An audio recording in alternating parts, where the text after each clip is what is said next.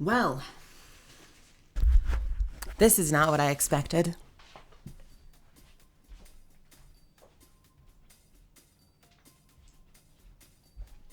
I thought this was going to be a fun little afternoon tome stream, since we haven't done this in a while. Hey, Jorlin. Hey, Houndon.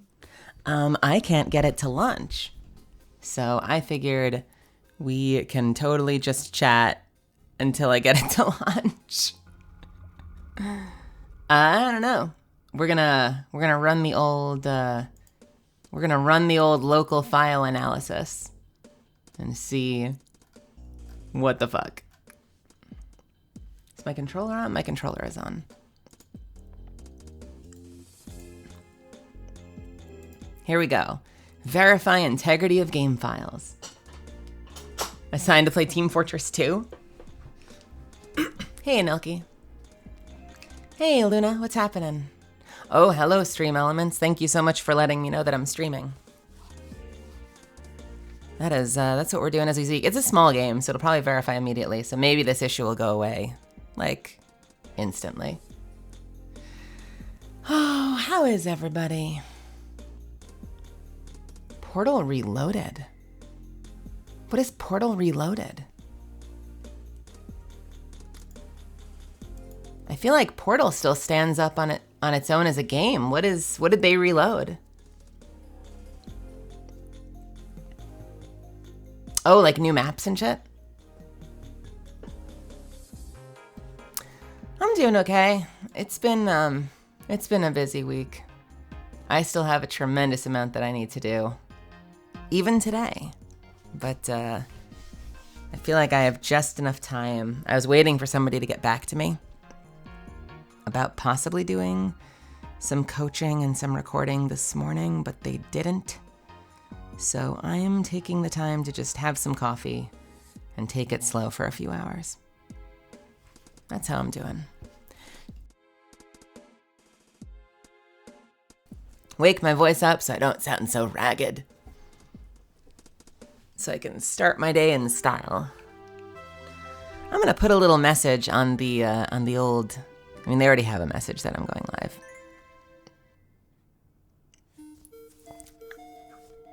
We're gonna add a little second message.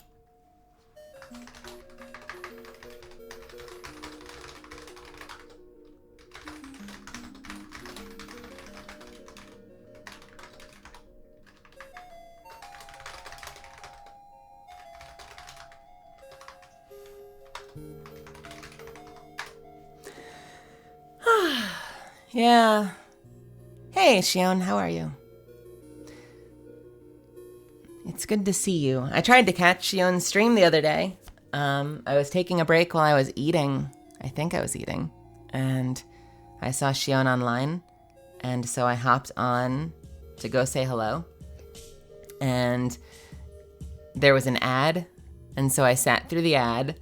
And then when I got to the end of the ad, it just spun forever. And I was like, where is the stream though? And apparently I had signed on like right as Shion was signing off. So like by the time the commercial ended, you were offline. So I gave you some of that. I gave you some free ad revenue. Have your 2 pennies. The ad revenue really isn't that much, is it? Hey, Jaden. Virtue. Ben, how are you? Real Naston, good to see you. Transmoira, hello, hello. I think where it comes down is like once you hit partner, you can start doing incentives. Where if you do X number of ads over X number of hours, you get like a bonus. And that makes sense. Like, I guess if the ad revenue improves a lot if you view it as a gumball fund, yeah, right. If it buys me a cup of coffee, if it pays for my coffee in the morning, Boredom. I hope that's not a bad thing. I tend to go for tome when it's a shorter stream just because I know that if I jump into Apex, it'll be so easy for me to stay there for like 8 hours and lose all concept of time and space. I find it easier to regulate myself when I'm playing like segmented chapters in an RPG. Hey, Lilfert. Forgive the scratchy voice, the coffee is still setting in. I'm doing my best.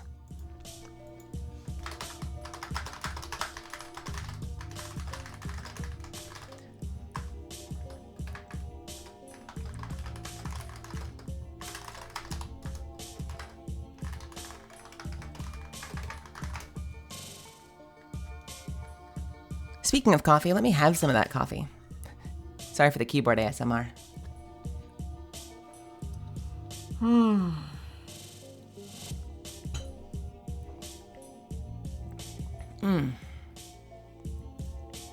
Yo, there has been some amazing art lately.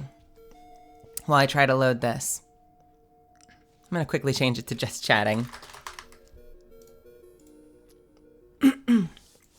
Have you been watching the anniversary stuff? There's been some really cool stuff that's hit.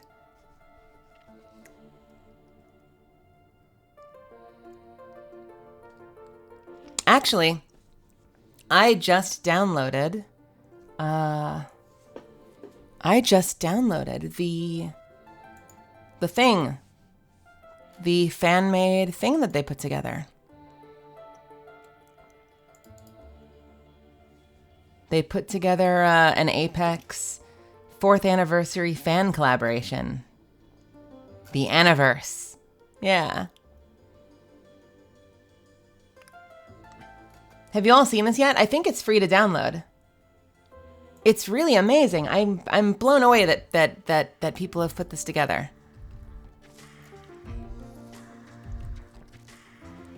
Did you just get an ad? I failed at my job. I have failed at my job. Oh no. Shit. Hey, Animus. Welcome. Yeah, I saw a lot of people posting things. There were a lot of private messages saying like happy anniversary, happy fam. And I thought that was kind of cool. This is my first time. And I haven't even been with the year a game yet. I haven't even been with the game a year yet. When is the trailer? Is it tomorrow? I have no idea what's going to be in it. I'm super excited. I hope it's good. I mean, it's about time we find out what's happening next season, right? I feel like we're like way overdue to find out what's happening next season. Tomorrow morning. Ooh, maybe we'll watch it tomorrow morning.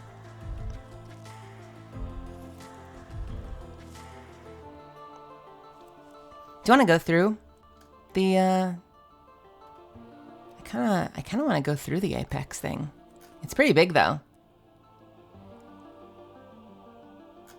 But there's some really cool stuff in it. Hey, Octopause. Tell you what, if you want to pick it up, let me see if I can find that tweet. It's really, really cool if you haven't seen it. Your silly little Apex season finally broke my streak of not spending money on the game. What did you get? What did you get, Nilky? Inquiring minds must know.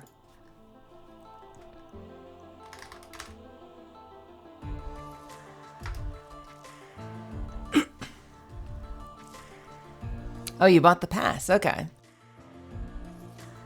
Wait, did you buy the pass after you hit 100?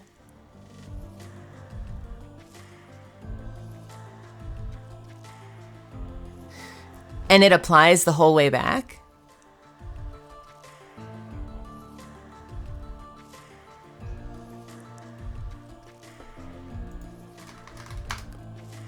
That's wild.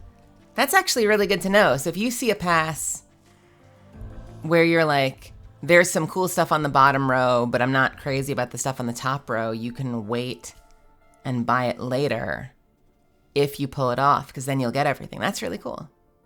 That is clever.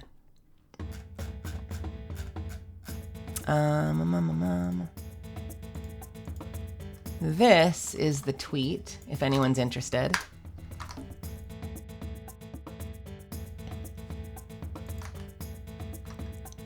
And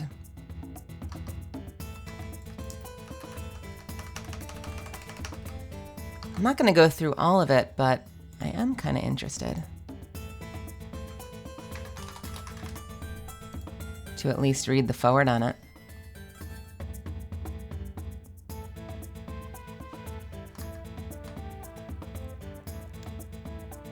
Although it loaded in Microsoft Edge, I feel like there's got to be a better way to open this. There has got to be a better way to open this PDF. Come on. Surely there's a better way to open this PDF than Microsoft Edge. I do not have Adobe Acrobat Reader. Do I even... That's not terrible. I have the free version of Reader, which means it's probably gonna like constantly bug me to buy it.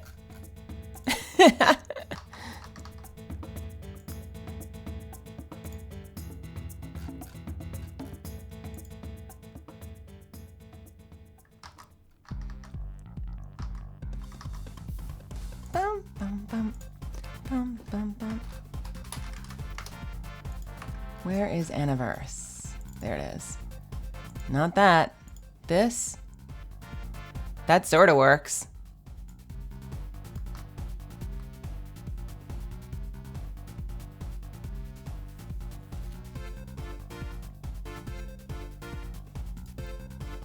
Can I crop it?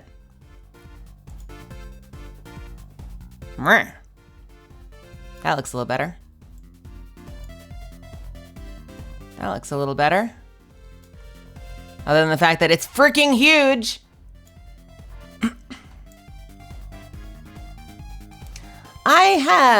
You know what made it so cool was seeing everyone's really amazing art. That made me very happy. Nope, chaos has to go away. Sorry, go away, chaos. There we go. That kind of works. Yo, look at me. I made it kind of work. Your addition to Apex is the reason my boyfriend is hammering me to teach him. And I know that my bank account is will be hurting to make sure his Catalyst banner looks clean. Yo, I'm so excited for next season and the future stuff to come, because I feel like this season we got all that front-loaded Catalyst stuff.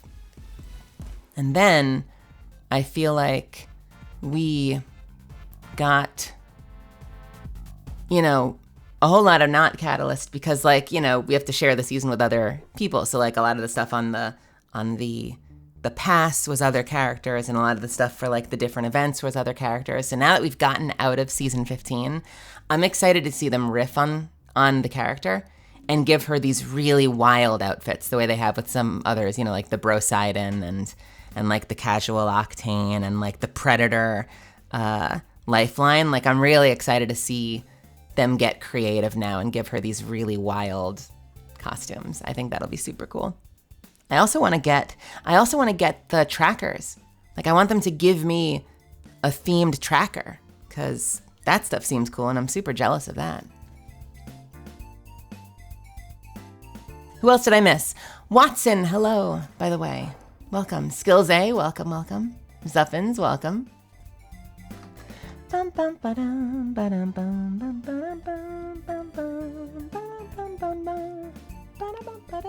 So, all right, let me see if this thing works.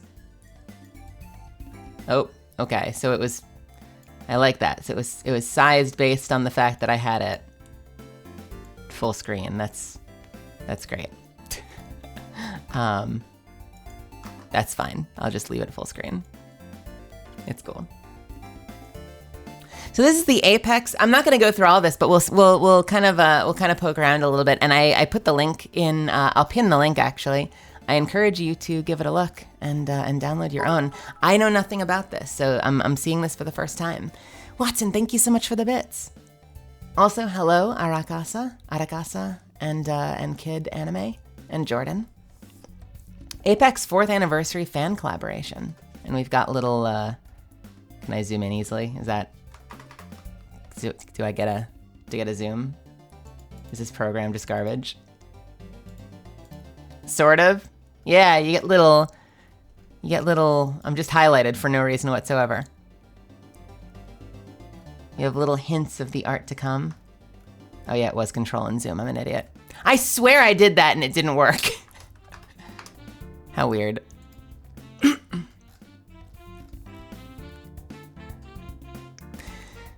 This is the 4th anniversary of Apex and the 3rd community collaboration we've put together. Thank you for the sub, Watson. By now, you'd think we would accurately be able to guess how much people love the Legends. We were all wrong. This is the biggest year yet. With cosplays, writing, 3D renders, and 2D art, we found even more family than ever. We're thrilled to see people team up and create their pieces. After all, one of the tenets of Apex is teamwork. Please take a spin through, read through the little works of fiction, pore over lovingly rendered guns, find a new favorite cosplayer. We love Apex and we love you. That is so nice. That's so sweet. And they have pages dedicated to each legend, and I'm over there. I'm in page 17. Oops, I knocked plates off my desk.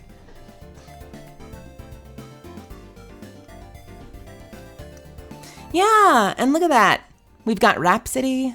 Who are the originals? I was gonna say I haven't played mobile yet, but I guess I never played mobile. We have Rhapsody, we've got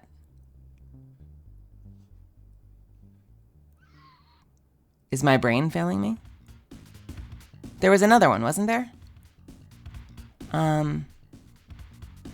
Rhapsody and Fade. No love for Fade. Oh no, Fade.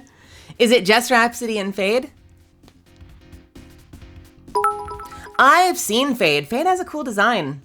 Fade has, what does Fade have? Fade has like, doesn't Fade have like a special like experimental armor set that lets him like teleport or something?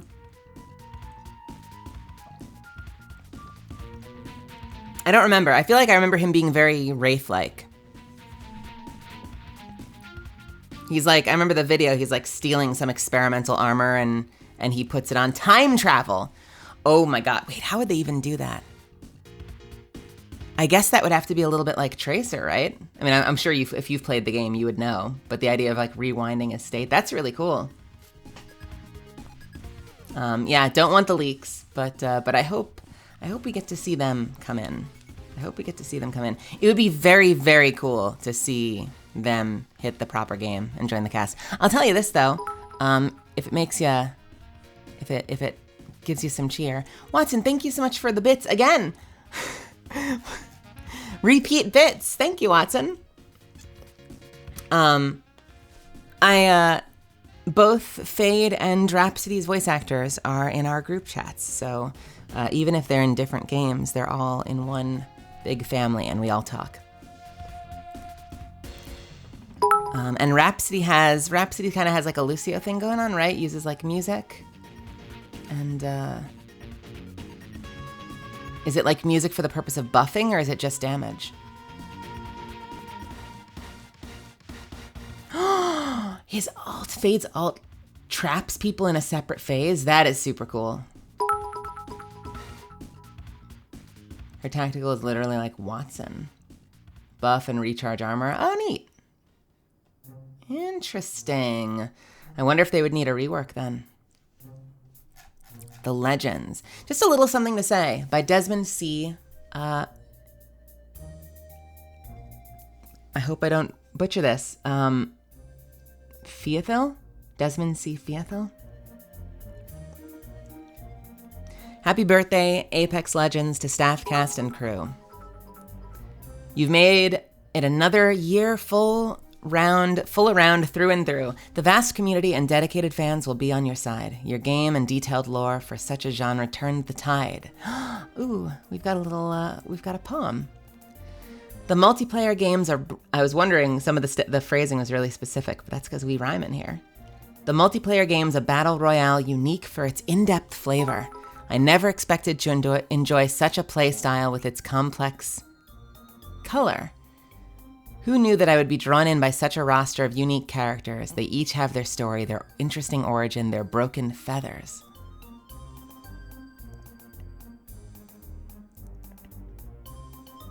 I just imagine Rhapsody now shouting, "Let's break it down!"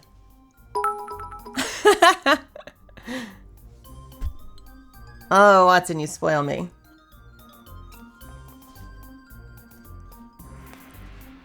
The universe that's being built for us is full of truly endless possibilities, keeping us on the edge of our seats with every new explained ability.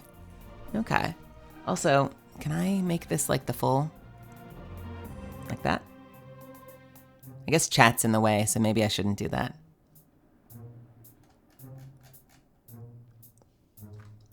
What if I...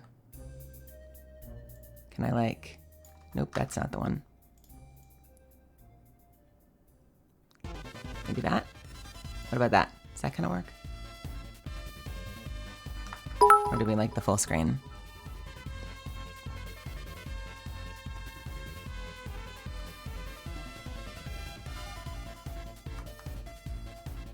I want to move this over, but it doesn't, it seems to only want it to be centered.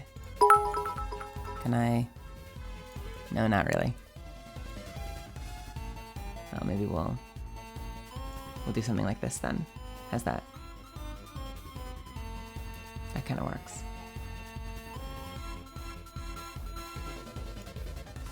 I know I like cut off right in the middle of the poem. Bear with me. There. And then if I pull it up. That's not terrible. Yeah, something like that. Maybe. Is it me in the background? Would that be easier to read? No, not really. Oh well.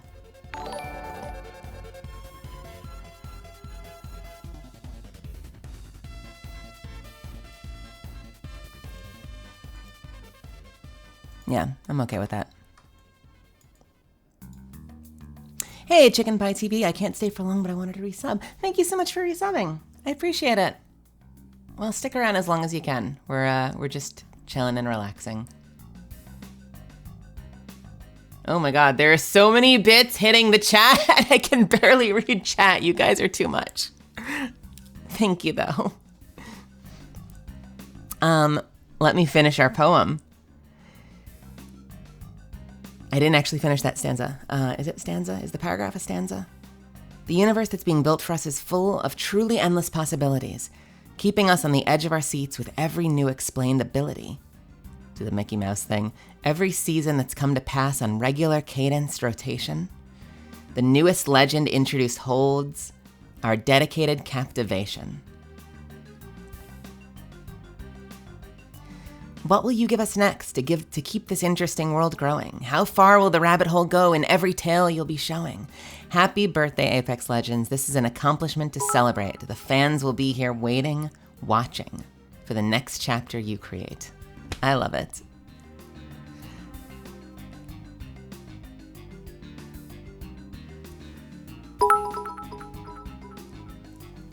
Hey! Oh, thank you so much for going through some of my old stuff. You know, I had this realization, Boredom. And like, I know it's kind of in my head. But, oh, shit. And also, I missed it in and around all the amazing bits. But Ben, also, thank you so much for resubbing. You've been subbed for 3 months. I really appreciate it. Thank you, Ben.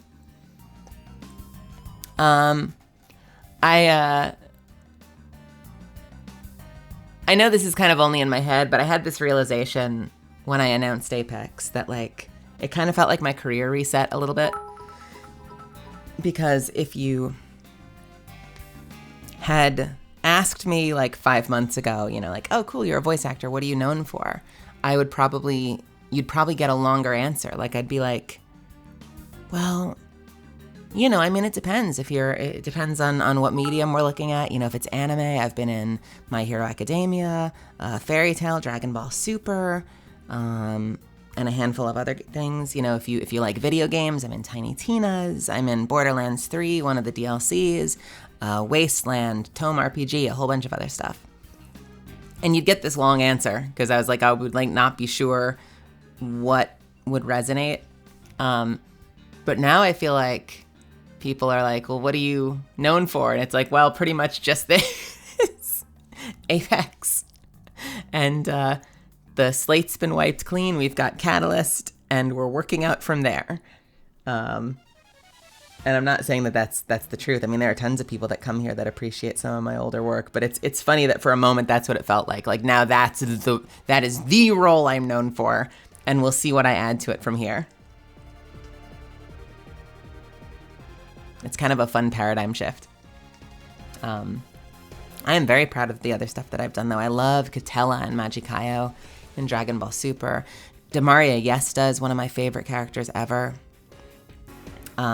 Buckingham in Requiem of the Rose King is the first time that I voiced like a lower voiced man. And I scraped as far down as I can possibly go for those lines. And that was a completely wild new experience. But even before he ages up, young Buckingham is amazing because I almost never get to voice boys.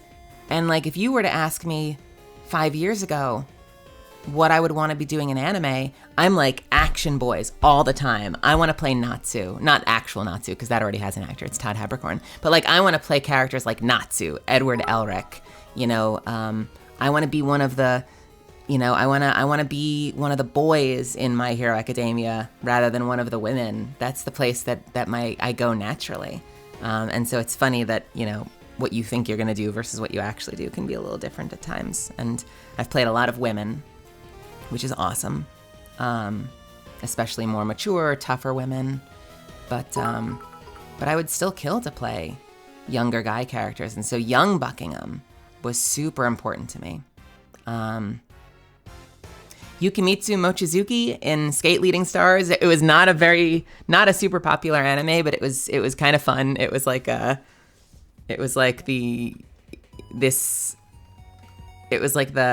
figure skating anime that was not Yuri on Ice. And that was a fun one because that was actually technically playing a guy, but they wanted it to just be my natural voice. So it was kind of just me like this. And that was fascinating. Yeah, there's been some fun roles. I wouldn't say it reset. MHA, DVS, and Fairy Tail are still big anime. Yeah, I guess it's just like, I know that if you are looking at like the IMDb now, like that's going to be, Catalyst is obviously going to be the first name on the list. 50 bits. Watson, thank you. Thank you. Yeah, I still have some. This weekend's been nuts. Yesterday, yeah, I had two auditions come in that I can't tell you specifics on, but they're like two of the biggest auditions of my life. So one of them I was working with a coach yesterday because when I get an audition in that's huge, what I like to do is I hire a yeah, I guess credit where credit is due. Catalyst was the biggest audition of my life, but these two auditions that came in were important nonetheless, and important enough that I got one of my coaches on the phone, and I did some training with him to try and nail the audition. And I have another one that I need to record tomorrow that is actually on camera, not for television, but for performance capture. So that's going to be new because you need to memorize your lines and you have to set up a camera so they can see your body because you're going to be doing performance capture, mocap. So yeah, just a whole lot came in all at once. And it would be totally manageable if I was just an actor, and it would even be manageable if I was just streaming and acting. But streaming and acting and writing, it's a lot. It's a whole lot. Hey, Svi, welcome. I'm so glad you're here. I was hoping that you would make it today. Hope you're not overwhelmed. I'm doing my best. I'm letting the coffee sink in. Watson, thank you so much for gifting a tier 1 sub. Watson just gifted a sub to Boredom. That's super fucking awesome of you. Thank you for that. I really appreciate it.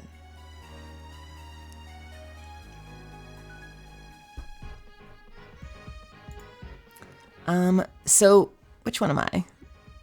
Looks like they've given each of us a flower. And Caustic. Catalyst is a fern. Magic and fascination. I love ferns. I feel like I've picked up a lot of my mom's favorite flowers just because they were the ones that she introduced me to. So, like, my favorite flowers are Lily of the Valley, Bleeding Hearts, I think they're called. Bleeding Hearts are beautiful. Have you guys seen Bleeding Hearts? I think they're called Bleeding Hearts. Yeah, Bleeding Hearts are beautiful. And my mom also had a hydrangea, I think. Yeah, she had a big hydrangea, which are really fun because the hydrangeas have these big, beautiful blooming flowers. And the bulbs before they bloom almost look like artichokes. Like they're these big these big spirally bulbs. Watson, thank you so much for gifting the sub to Zardonix. I appreciate you. Thank you, Watson.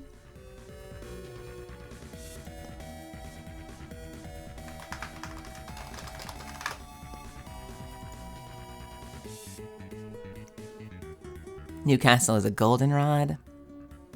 What other flowers do I like? Wow, Gloriosa, Passion and Fame. That's a beautiful flower. Hey, did y'all hear, if you're in the LA area, oh no, I think it was yesterday. Melalee, Branscombe, and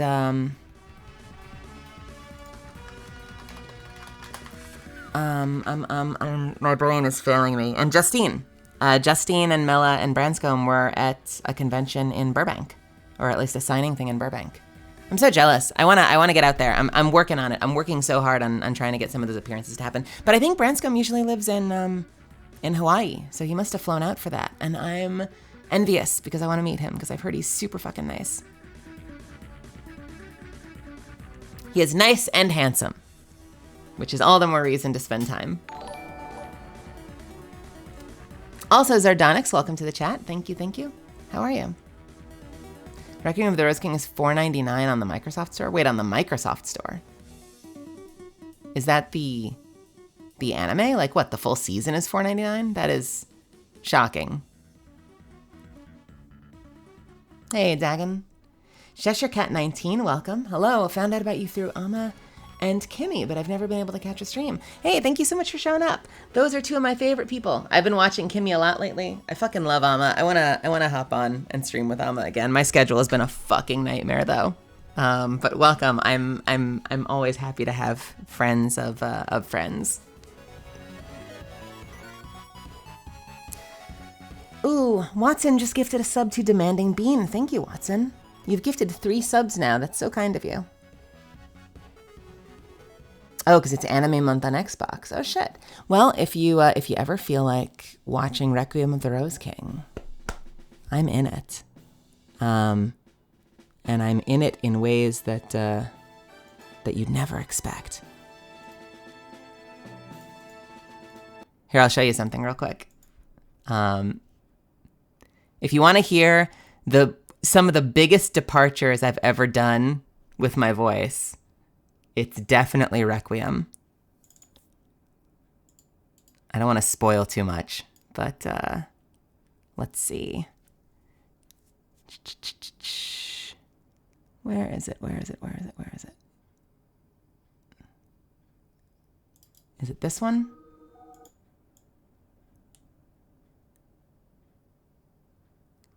Okay. I'm going to show you a clip. I'm just going to add a bajillion window captures to my stream today.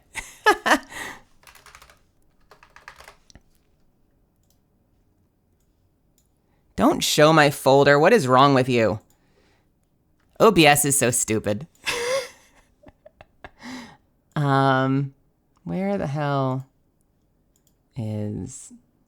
I need to just load it with nothing and start it off. Such an invasive program this is. Where is... I know, you all saw my porn stash! Let's see what it said. What did it spoil? It spoiled the fact that I have VLC snapshots, something called S1, clips, animations, VTube mood board, that's scandalous, PNG model, RL Craft, Tmod loader, Crunchyroll, S2, ViaDube Mini, Twitter GIFs. Okay, I think I'm safe. Where the fuck is... Why is it not showing? Yeah, no, that would have been horrible for a leak. I don't know. This fucking program. Oh, should it maybe media source?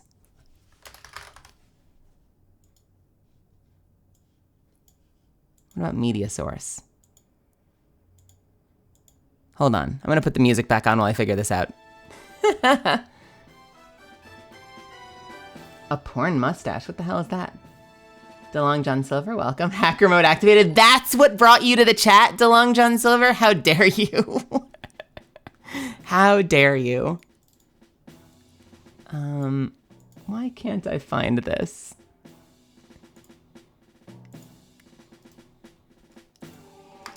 Everything I want to do, I feel like always takes like a million years to figure out. Why am I so bad at this? What is this program even called? Movies and TV. Movies and TV. Movies and TV. Movies and TV. Nope. Nope. It's literally not showing up. I wanted to show you something, and then the program I just opened isn't even available on window capture. What the fuck? What the fuck, OBS? Hey, Toph. Foxfire Lotus, welcome. Venatic Auto. Where the fuck? Chrome Explorer, Chrome, Acrobat, Discord, Steam, Video, Tube, Steam Web Helper. Literally none of these are the window.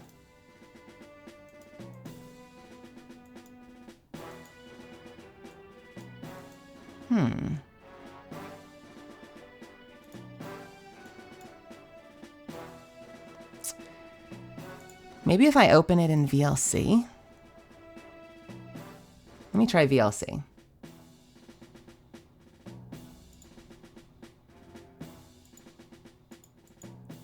Okay, maybe this will work. Okay, that kind of works.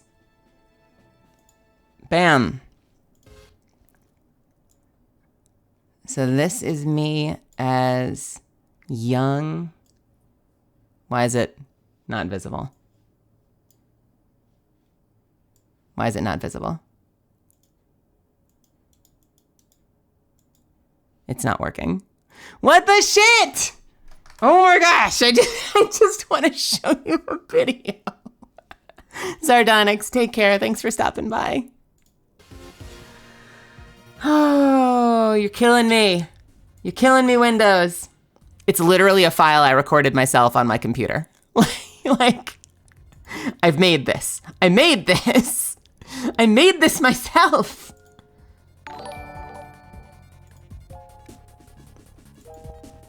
All right, what about Windows Media Player? Does this work? Are you gonna do me right? Windows Media Player, please? Please? What are these? No? Windows Media Player can't find it either. I'm so confused. I just wanna play you a video. Why you gotta be like that?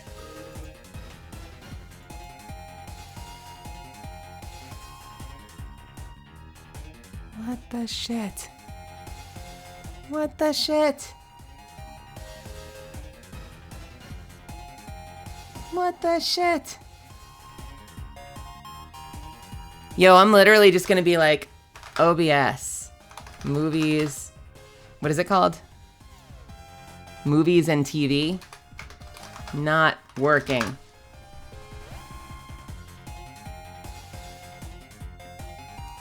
Try changing capture method in window capture properties. Yeah, I'll take a look at that. Let me see. Capture method to Windows 10 maybe? And,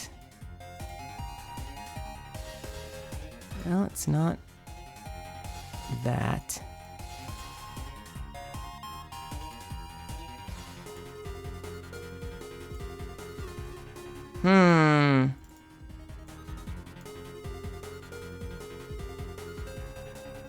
Oh damn, it doesn't show you're in it. No. In the meantime, Watson, thank you so much for gifting 5 subs. To Red Aspen Poppy, Shy Nikki, Frutiera, Jersey Psycho, and Gizmo. Thank you, thank you, thank you.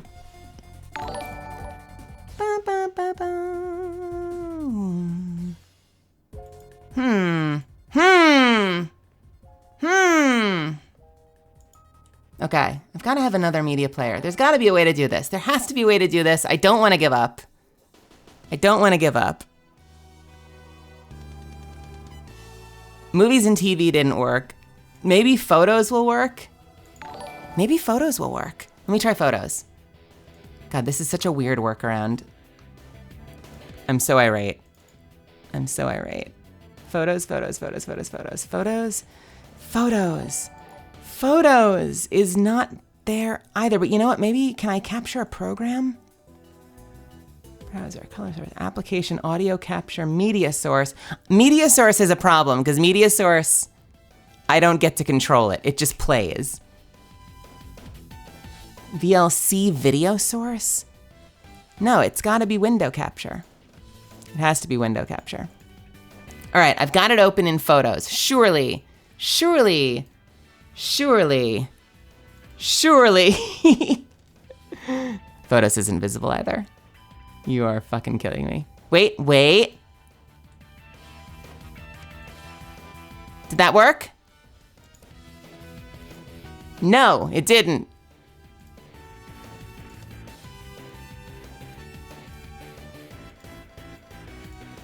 What?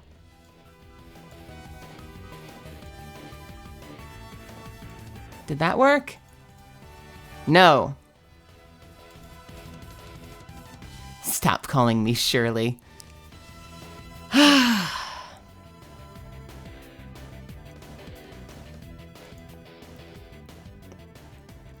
Just use a second webcam and attach it to your and attach it to your shoulder and stream it that way. Oh God.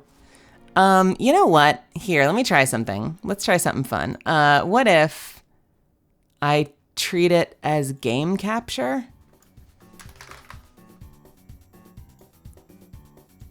Maybe? Can it find it as game capture? Please? It can find Acrobat as game capture. Photos, it can't find anything.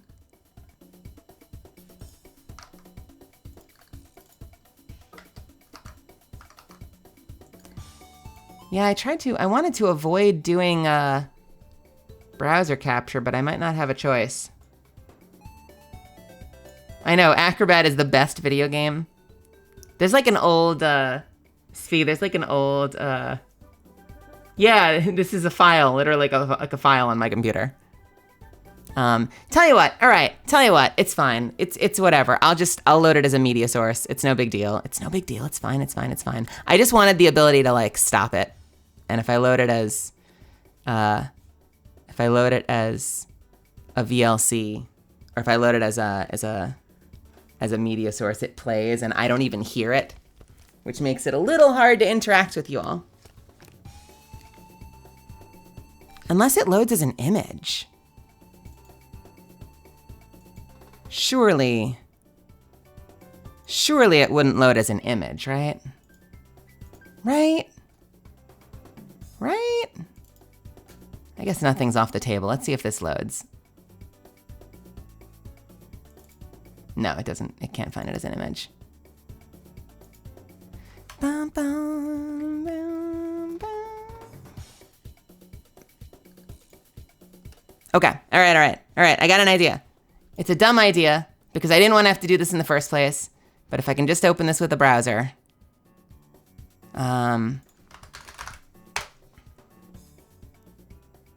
If I can go to my Google Drive and I'm going to add a folder named temp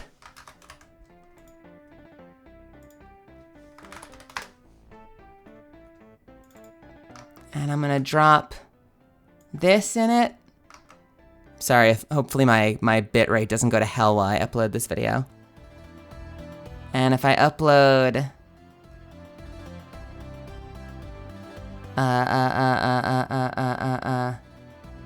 oh, we got a few hours.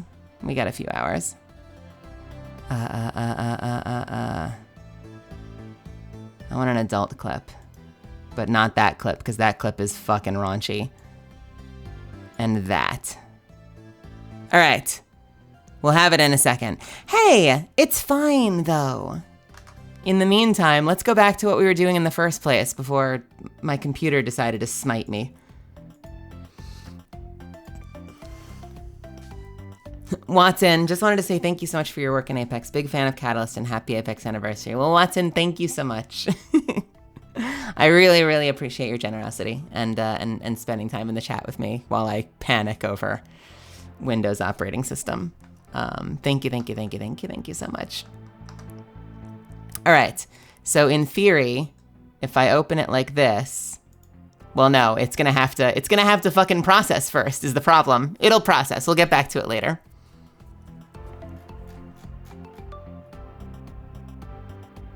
Yo, cosplayers, please be safe. The last time I looked at cosplay images that weren't Catalyst, there was a whole bunch of blackface. All right, I'm into this. I am very familiar with that cosplayer. I've seen a lot of their work. Oh my God, wait a minute. Is this all the same person?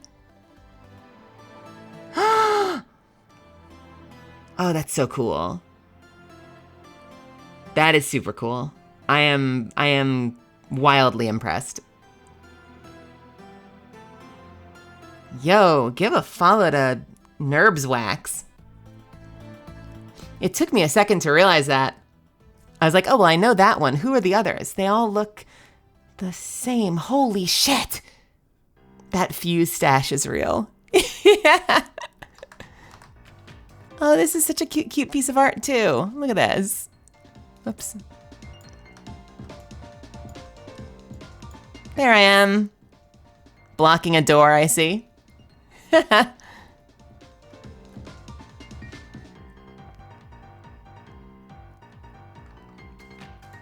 right, you done processing yet? All right, it's kind of done processing. Let's see if this works. Is it gonna work? Probably not. Oh, window capture. Don't do me wrong. What is this folder called? Temp. All right. I figured it out, I think. Bam! Crop it in. So this is me as young Buckingham, and it's me opposite Kieran Strange, who is, so that's me. And Kieran Strange plays the titular character, Richard. So by the way, trans guy, trans girl, starring in an anime together. If you haven't watched the show, you should probably watch it. It's based on Richard III by Shakespeare, and it's really fucking cool. Why did I... Or it's not gonna animate. Can we get an animated version? No, is that not gonna happen? Is it already ruined? Okay. Tell me, how... I'll play you the whole thing. I guess it didn't want me, did it? Can I skip now? Okay, I'm good. We made it. And your grace. So that's me as Kid Buckingham and Kieran Strange as adult Richard. And then, this is us as adults. So I guess deep voice. I've done it on stream before, but deep voice content.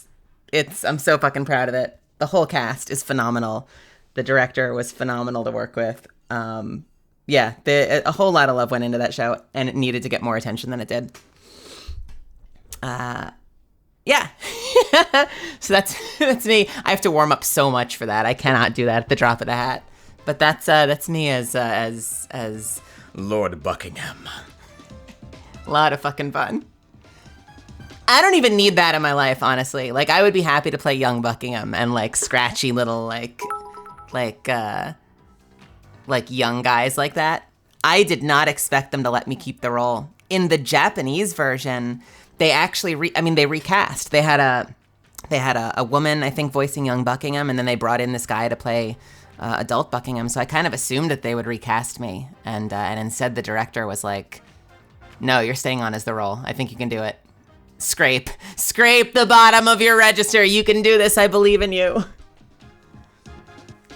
And initially, if you watch some of the early episodes, after the adult, they pitched me down a little bit, but then we talked about it and they eased up on that. Because I think they were a little insecure too at the start. So some of the really early ones is like it's like a couple notes lower than I can actually go. But they went back and they fixed it.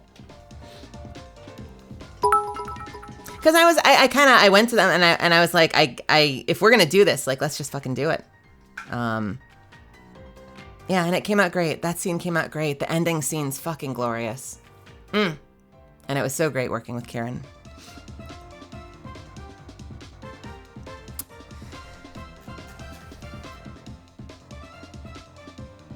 Ooh.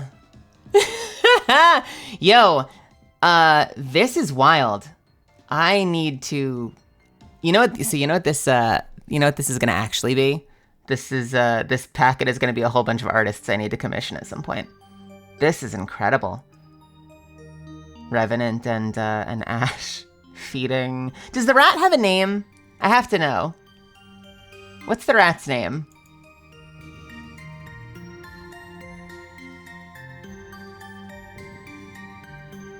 Yeah, Nightbot's protective of me. They don't want you posting all that porn.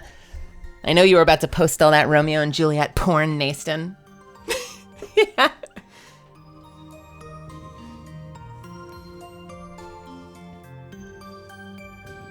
Okay. Very, very, very pretty. Is that... So what is that?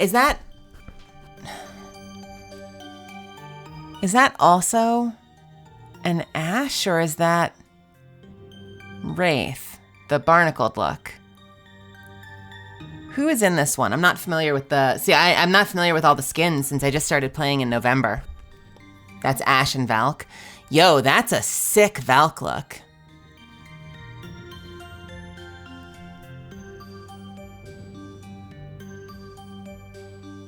Oh, what is it, an anime based on Romeo and Juliet? I wonder. Yeah, there were actually a lot of, in Requiem of the Rose King, like, it was almost not entirely, but it was almost entirely a queer cast, and there were a number of trans actors as well, not just Kieran and I. Our friend Brienne was in it. Brienne Olvera. I gotta think back, but yeah, it's, I mean, like, oh yeah, and of course, Kaylee was in it. Right. My housemate, Kaylee McKee, is the spirit of Joan of Arc, who visits Richard throughout the show and taunts and teases him, and is very teasing and sexy and fairy-like. Yeah, for a show that did not get nearly enough attention, it's honestly a queer triumph in the anime space, and the performances were fucking awesome. Bangalore, happy anniversary. Oh my god, I love Bangalore so much. Clips are what civvies use in their hair. This is called a magazine. It's time to drop, shock, and rock. This isn't a costume, it's a uniform. It's who I am, and you will respect it.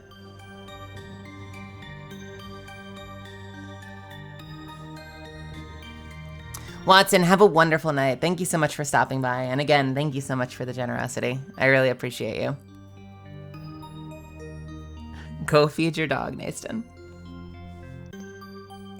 So there are a lot of these, and since I still have auditions to do today, I'm not going to read all of these, but I want to look at the art.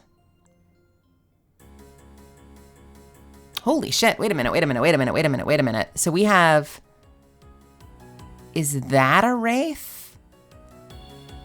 Because we've got Bloodhound and Vantage and Fuse. That's amazing. What is this? If that's Wraith, I need to get that skin.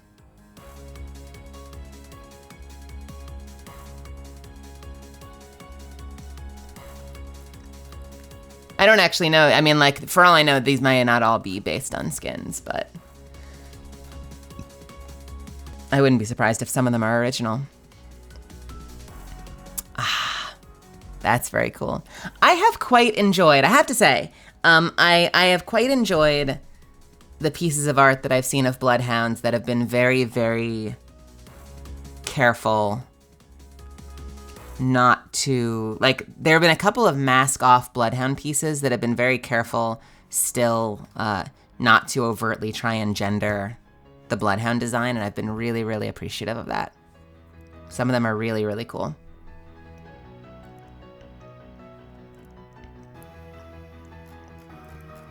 Oh, I just retweeted this. That's a wonderful piece of Catalyst.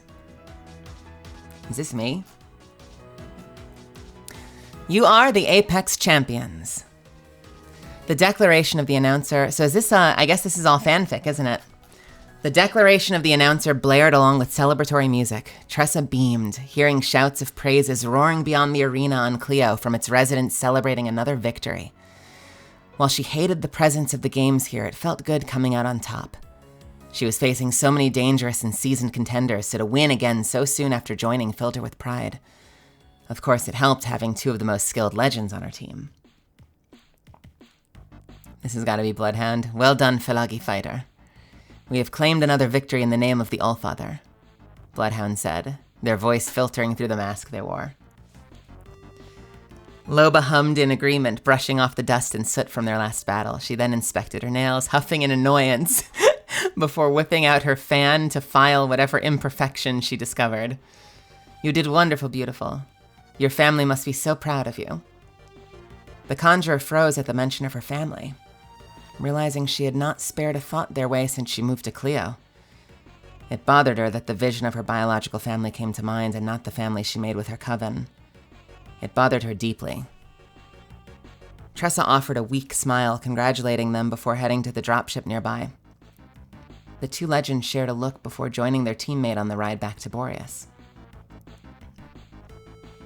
Tressa left the shipyard quickly, opting not to attend the usual celebratory after-party. She decided to return home, if it could be called that. Ever since the games moved to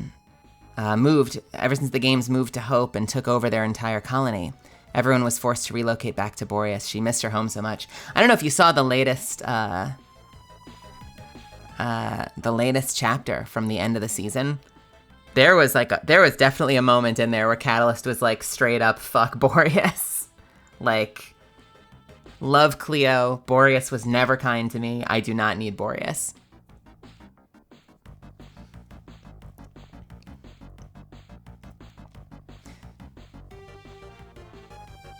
The thought carried Tressa back to the shipyard, a single goal in her mind.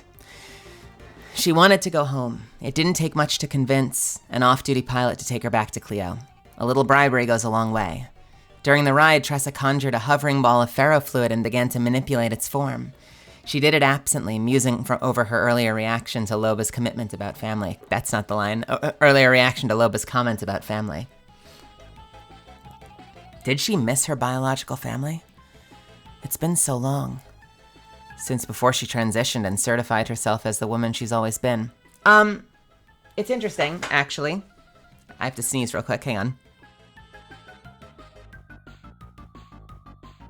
Catalyst transitioned before the Last Hope trailer. And in the Last Hope trailer, she's a teenager. So she actually, thank you. Thank you, everybody. She actually transitioned quite early. So I'm not sure that that's accurate, but it is fascinating. I suspect, I don't have all the details, but based on the timeline and the fact that that Last Hope takes place on Boreas, I suspect she transitioned while she was still with her family, but I don't know for sure. I like certified herself. That's really fun. Can we, if people aren't using that in trans spaces, can we, I kind of don't hate that, the idea of certifying yourself as as who you've always been. Something about certified is so official. But yeah, she's they're still on Boreas in Last Hope, and then obviously she by the time we get to the season reveal, she's working on Clio.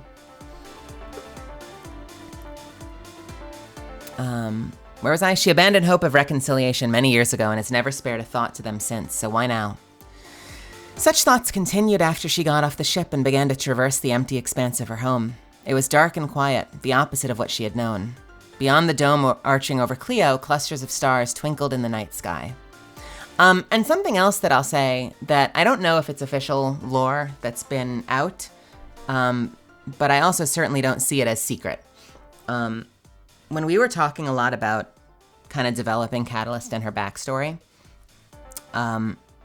something that was really, really important to us is that even though, I should say important to them, is that even though Apex takes place in the future and in a world that is very, very, very far ahead of our own, they wanted it to feel very familiar. So a lot of the characters and the struggles and the issues are still sort of echo experiences that we have in real life. They didn't want it to be so far away from what we know in this world that like you're not emotionally invested in it.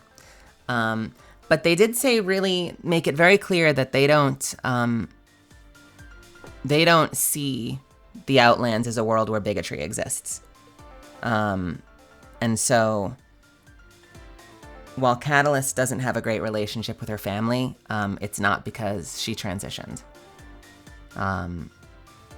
And I haven't gotten many more details on that, but they did say it was really important to them that they didn't want Catalyst to come from a backstory where she was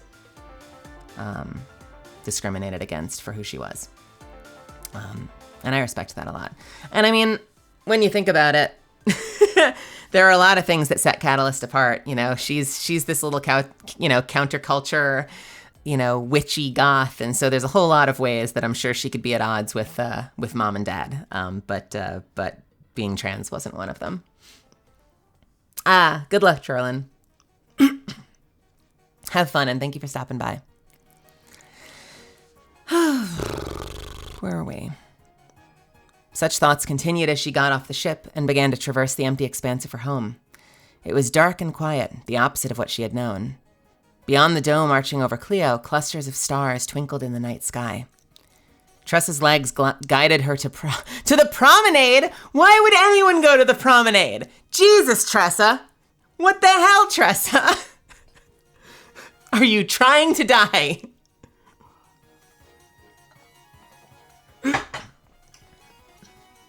I mean, I guess to be fair, the Last Hope trailer, when she's hanging out with Rampart, they're in the promenade, which I didn't realize what that was until after I started playing the game.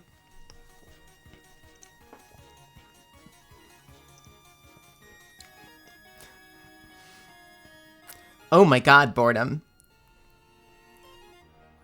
What the shit?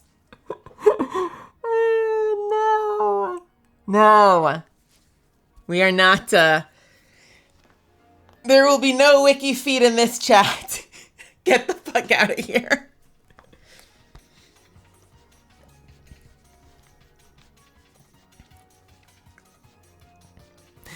This place had been part of her daily routine. Walking down this strip signified the conclusion of a fruitful day of restoring the colony. At the end of it was her home. Wait, does that mean Tressa lives? Is Tressa's home somewhere on the promenade? I guess, was that the the barracks for people working on the moon? It was a place that once housed the warmth and love of her coven. Am I wrong? If you guys know more than me, chat, let me know. I am like 900% sure that Last Hope takes place on Boreas, even though a lot of the buildings are the same. Because I remember them sitting on the hill looking up at the moon.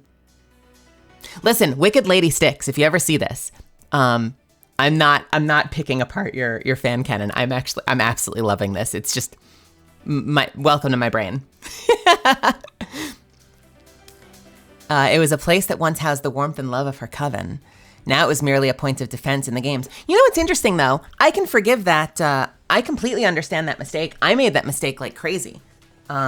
For the longest time, so my brain, as they were kind of announcing the character, was like, all the lines had to do with Cleo. We were constantly talking about Cleo and the importance of the moon. So originally I thought that Catalyst lived on Cleo. And then I found out, no, actually she's from Boreas. And I'm like, oh shit, was I wrong this whole time? Does it actually take place on Boreas?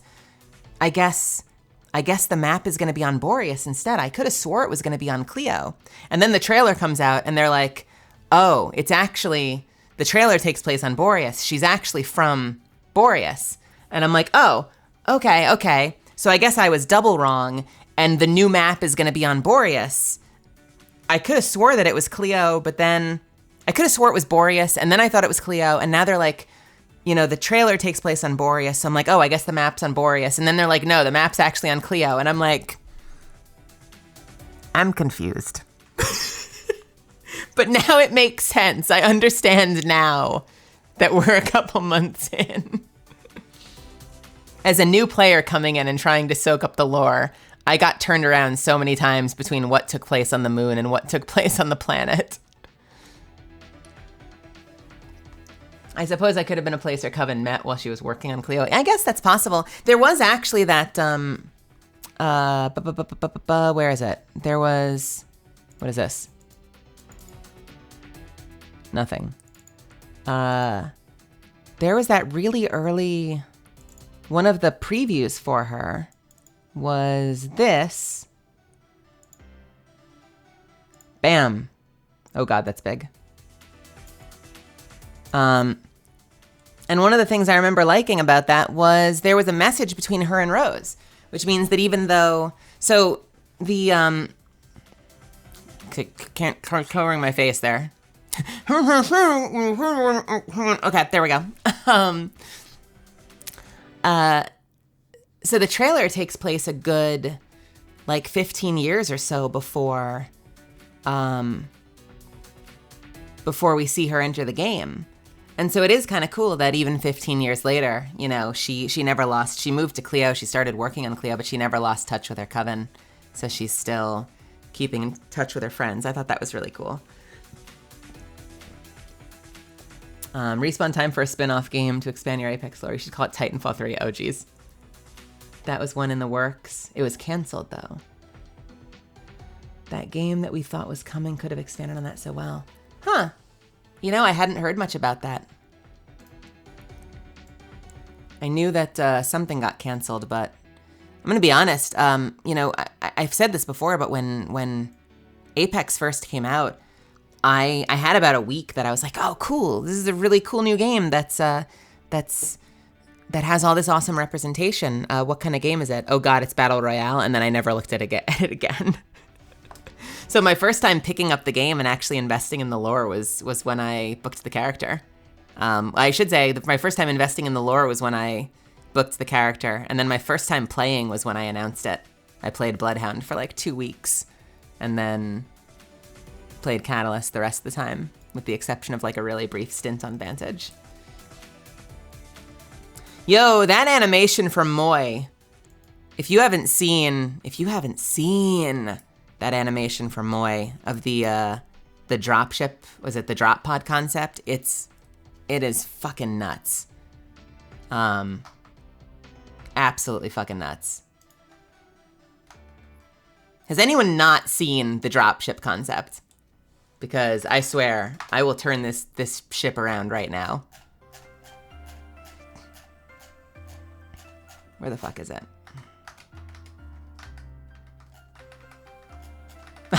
I will hard swerve the shit out of this right now. Fucking, hang on a second. Bum bum bum bum bum bum bum bum bum bum bum bum bum bum bum bum bum bum bum bum. Is it this? Does this work? I will play this shit right now for you, because it blew my mind. I also get a giggle out of the default character name that they put in there.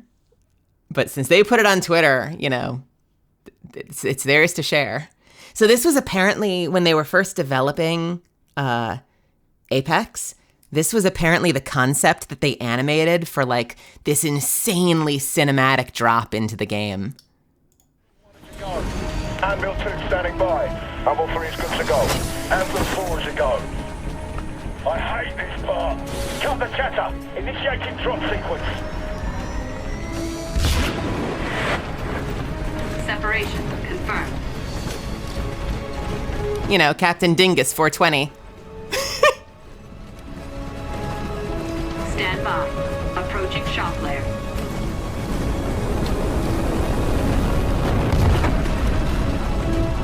Impact in 3, 2, 1. Mike, are you kidding me? I'm gonna watch this again. Not, by the way, I'm fucking adoring Apex, but like, it's insane that this was pitched. I'm not even seeing this as like a what could have been, but like, it's just insane that this is made as a pitch with this level of quality. Stand by. Approaching. So you're telling me I need to play Titanfall? Is that what you're telling me? Impact in 3, 2. Listen to the music change. Like, it suddenly gets so suspenseful when they hit the bottom. Like, right here, the music changes and gets super suspenseful. And it's funny that you see when they're coming down, it looks like they're dropping next to another pod, right? Which is very Hunger Games. The idea that, like, it makes me wonder if originally, rather than letting people land wherever they wanted, if they literally did like a cornucopia thing with like a bunch of guns in the middle and the choice of whether can you imagine a map where you actually start in the hot drop and everyone starts there, and like very Hunger Games, like you can make the decision of like, do I try to grab a gun and jump into the bloodbath, or do I get the fuck out of here and run the other direction? That's definitely what it feels like, seeing the pods land side by side. Hey, Binder, welcome. I would totally be down for that as an LTM, if it doesn't already exist, by the way. Like, a map where it does the same thing, but like everyone starts in the hot drop, every single team drops in the hot drop, and then what you do from there is up to you, and it's just complete chaos.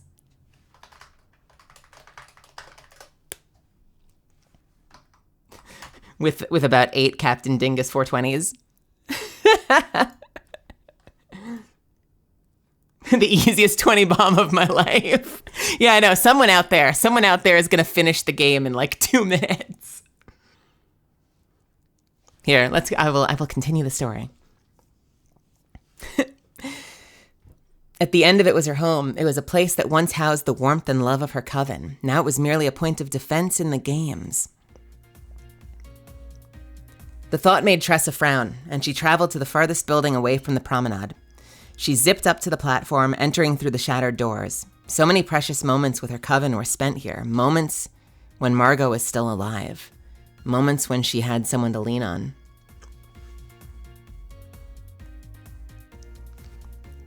The elusive answer finally came to her. And she let out a dry, bitter laugh. Exiting the building, she proceeded to seat herself on the roof as she did many times before. Silent tears fell as memories of her deceased friend filled her. The elusive answer. What is the answer? Was there a question? Was there a question in the trailer that I'm not remembering?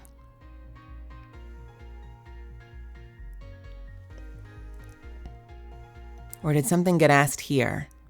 You did wonderful, your family must be proud of you. She abandoned any hope of reconciliation many years ago and had never spared a thought to them since. Why now? Is that the elusive answer?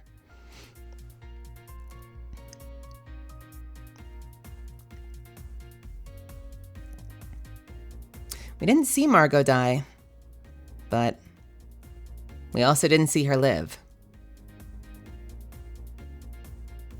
So many precious moments with her coven were spent here. Moments when Margot was still alive. Moments when she had someone to lean on. I have a question. And you know, be real with me here. Because I know it's easy to say sure, why not, but If I played with the idea of a young Catalyst or a Catalyst and Margot print, is that something you'd be interested in? Or would that be more of a sure, why not? Sure, why not? I've been toying around with the idea of whether I wanted to do a young Catalyst print, and if that's something that that people would care about and enjoy.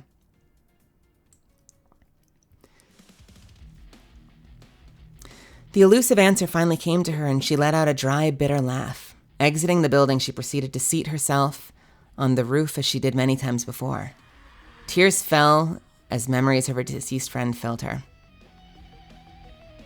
Oh, beautiful, please don't cry. You'll ruin your makeup. I'm sorry, did they follow her up to Cleo? Tressa jumped at the voice, eyes darting to the ground where Loba and Bloodhound stared up at her. Bloodhound's arms were folded over their chest, and they gave a cursory wave. I'm gonna skip the rock music.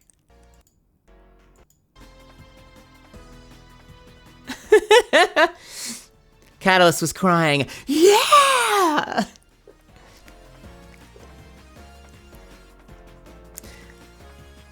Tressa dabbed at the corners of her eyes, careful not to smudge her eyeliner. You know, I've said for a long time, I swear to God, that Catalyst's eye makeup should be ferrofluid, that she can just like perfectly redo with her magnetics. Yeah, this is fan fiction. Well, this is a surprise. I'm sorry, this is Catalyst. Well, this is a surprise. Gotta start with the signature well. Well, this is a surprise. Can I help you with something? We're here for you, beautiful, Loba declared. Bloodhound nodded. We desire to offer support to our Vinur. The conjurer blinked in confusion. I'm sorry. We would like to keep you company, beautiful, if you will let us. May we come up? The thief explained. Tressa paused before nodding. When they arrived, she gave a dramatic sweep of her arm to the empty space beside her. It's very much like, fucking sit if you want. Loba and Bloodhound took a seat on the roof with her, with their fellow legend.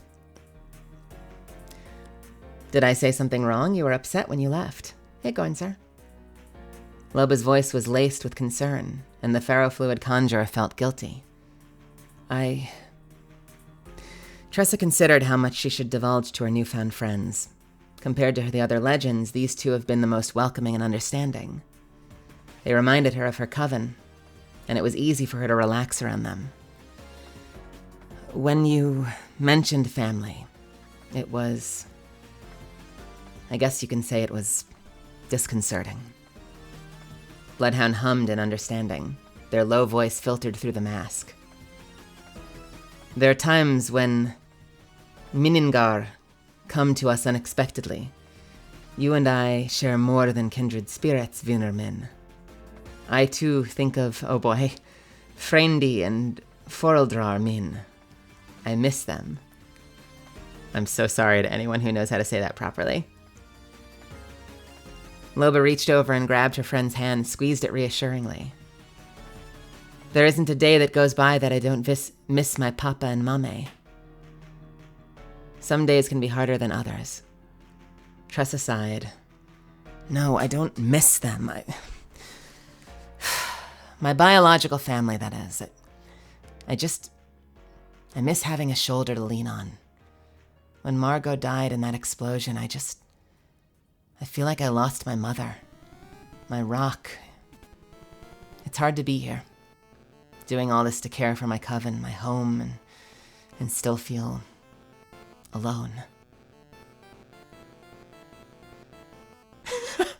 I'm loving the memes in chat, by the way.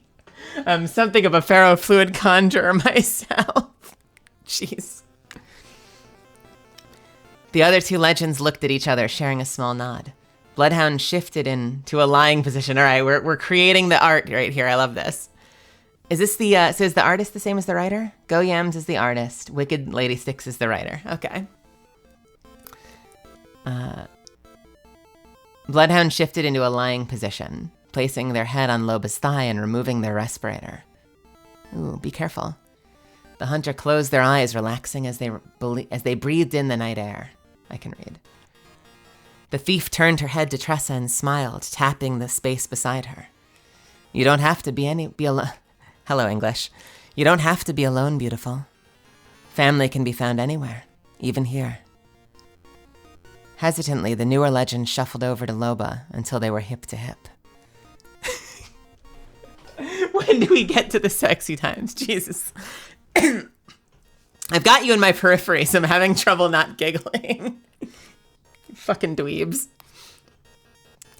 Hesitantly. This is serious, all right? Fucking... I'm fine. I'm okay.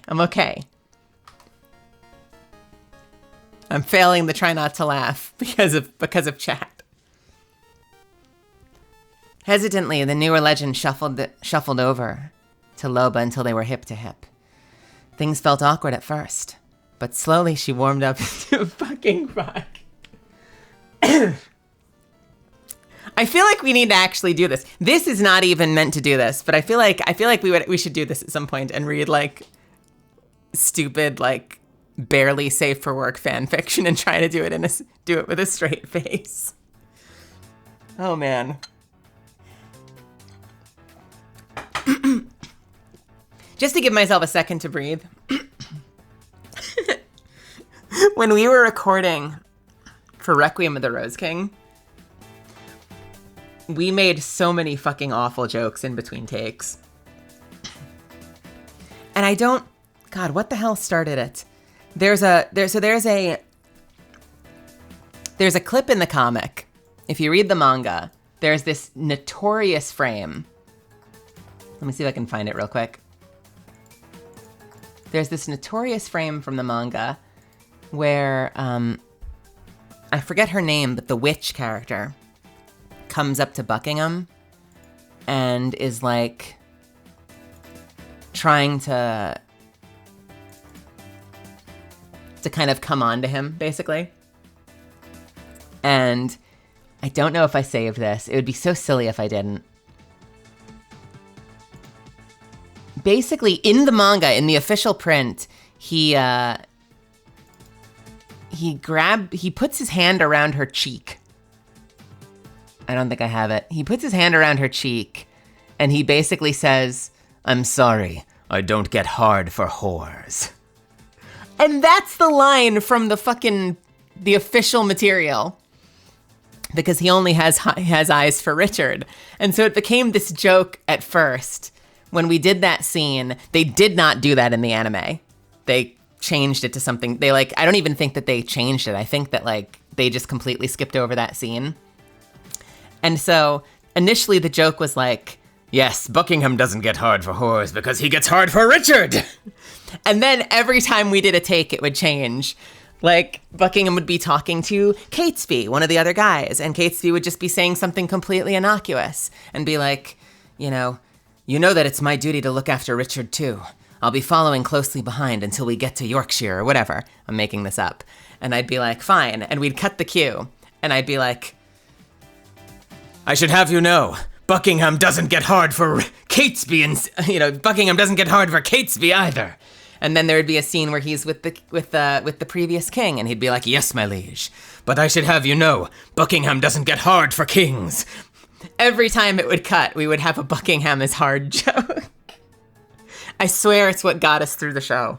Because, slight content warning, there are moments in Requiem of the Rose King. Requiem and Richard starts out as a very toxic relationship. And so I'll warn you if you go through it. Episodes 14 and 15 play a little loose with consent. But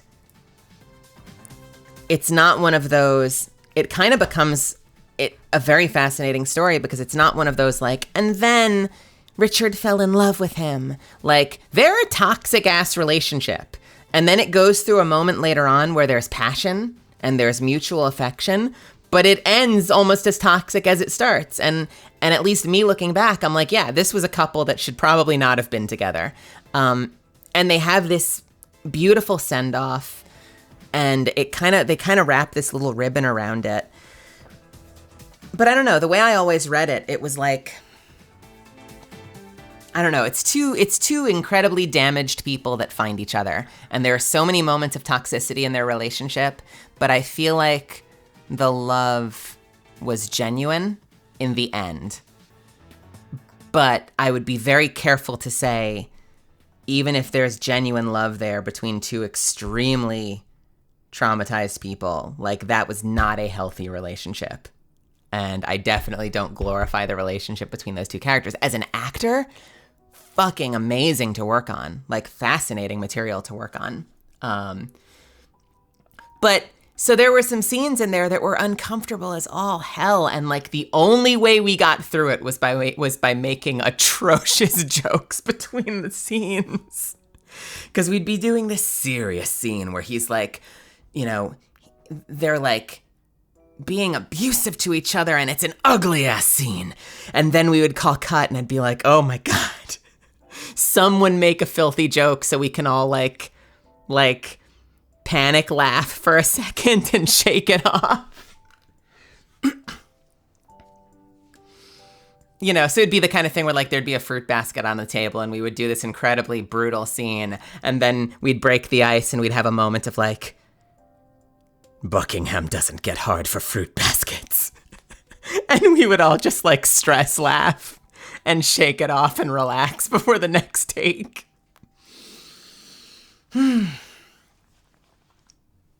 Yeah, good shit. It's always one of those things where like as an actor, the most compelling work, the most compelling material to work on, yeah, Melly Banana, is always the stuff that's like, I would say like one of the careful dances we do as storytellers is that, you know, the closer we get to problematic material, the more invested, like as an actor you are, like, because you're exploring things that are so far outside of yourself, and you're exploring, you know, like themes that make us all uncomfortable. And so one of the, you know, I feel like our great responsibility as storytellers is trying to do some of those stories justice and give them the respect and the delicacy and the sensitivity that they deserve while exploring stuff that's like fucking heavy. And that's like the best work that we do as actors, because it takes us so far into like outside of our comfort zone. Anyway, just a little random aside tidbit for you. And that isn't to say that sometimes you don't, you know, you do what you can to get through it. And in the case of Requiem, it was a lot of bad jokes. I'm never going to get through this story. Hesitantly, the newer legend shuffled over to Loba until they were hip to hip. Things felt awkward at first, but slowly she warmed up to the closeness of her friend. She leaned her head on Loba's shoulder, drawing her leg up out of habit. Loba proceeded to wrap a comforting arm around Tressa's shoulders. The three sat there in a peaceful silence, basking in the quiet of Cleo under the night sky. A relieved sigh left the Borean's lips. She reveled in the warmth and camaraderie of her friends. No. Family. It may have been a short time since she met them, but Tressa knew a bond like this was not common among friends. It was clear that they were her family, and they had adopted her as their own. The Apex Games was the very last place she expected to make friends. And to have found a family here, maybe home is more than the earth beneath her feet. Yeah, that's sweet.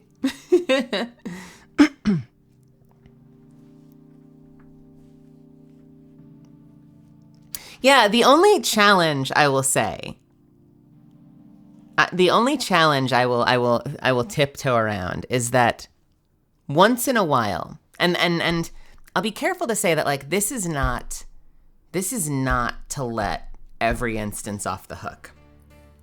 But once in a while, stuff like that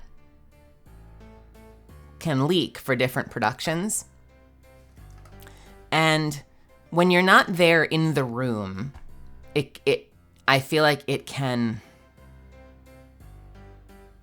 give the wrong impression that the material is being taken lightly. And so when stuff like that has happened in the past, I'm always very slow to judge. And like, this is not canon, this is fan canon as far as I know. I'm always very slow to judge. I try not to jump to conclusions and get angry at people until I learn more information, because like as an actor in the moment, I've had those moments where you're dealing with like really, really intense material. And so you have to like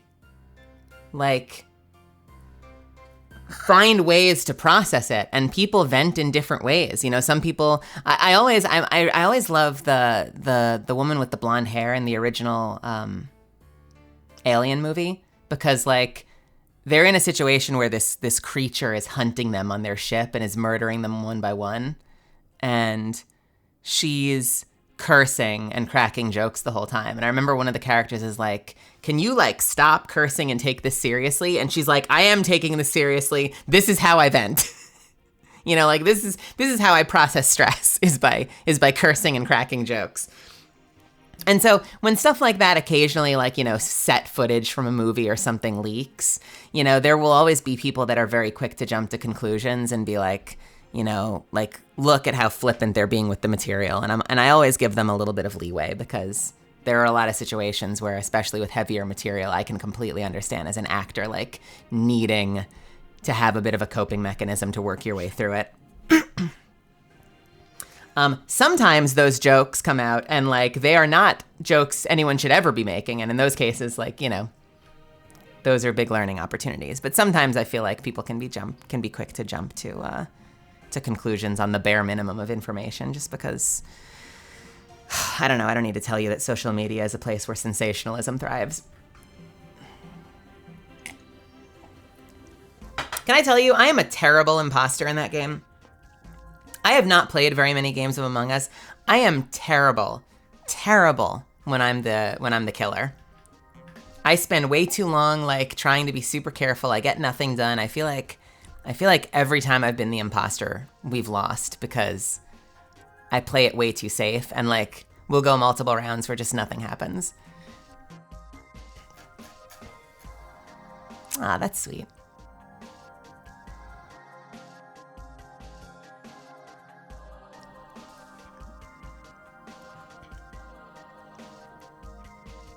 I do not have a VR headset.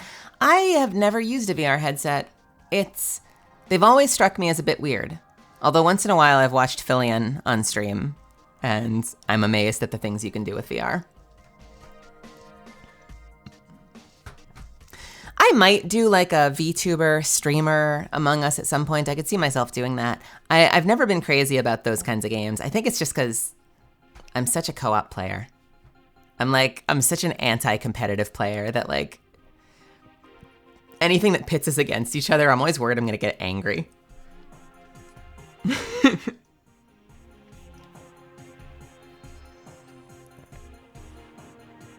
I think the last time I played, I don't want to key you into my tricks, but or at least too many of my tricks. But I think the last time I was over at a friend's house and we had an in-person get-together and we played like Werewolf, and I actually did win, but I won because I sold out the other werewolf.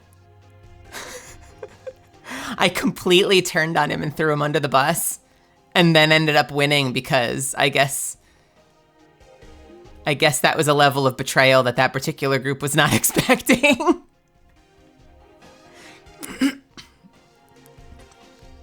But I guess at the end of the day, I mean, like, that makes sense in Among Us too, right? Because at the end of the day, if you get the win, you still win as a team, right? What do you think about Apex getting officially released in a few weeks? Did you enjoy the beta? Oh, Jesus. How long has this game been out? Like 4 years?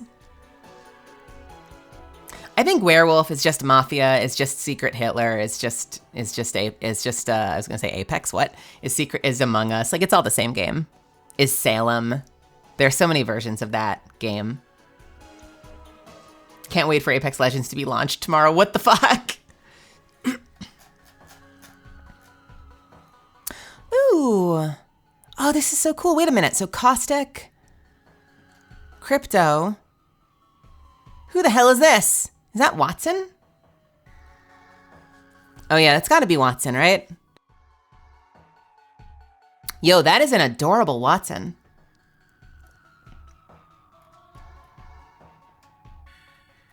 Oh, yeah, because it just says Apex. Yeah, right. Like when, is it like the 15th or something installment of Street Fighter? Like, wasn't there this, I feel like a handful of years ago, there was this whole trend where every game was relaunching with like its original title. Like, this is now Street Fighter. Not Street Fighter 15, it's just Street Fighter. That's fucking beautiful. Yo, I would play the hell out of this game. This reminds me of, you know those stupid commercials that are playing on YouTube? Where like they do this really like super creepy, like blood everywhere, sort of like unsettling game, but then apparently it's not the game at all. There's so many of these. There are so many of these mobile games now that just advertise with complete bullshit footage because they can get away with it. And the commercial looks absolutely nothing like the game. Shit makes me angry. Because some of those games that they advertise with look great. Like that game I would play. Obviously, that's probably why they have it as a commercial, because it makes someone want to download it. Why not just make that game? Why use that to advertise a different game? Make that game.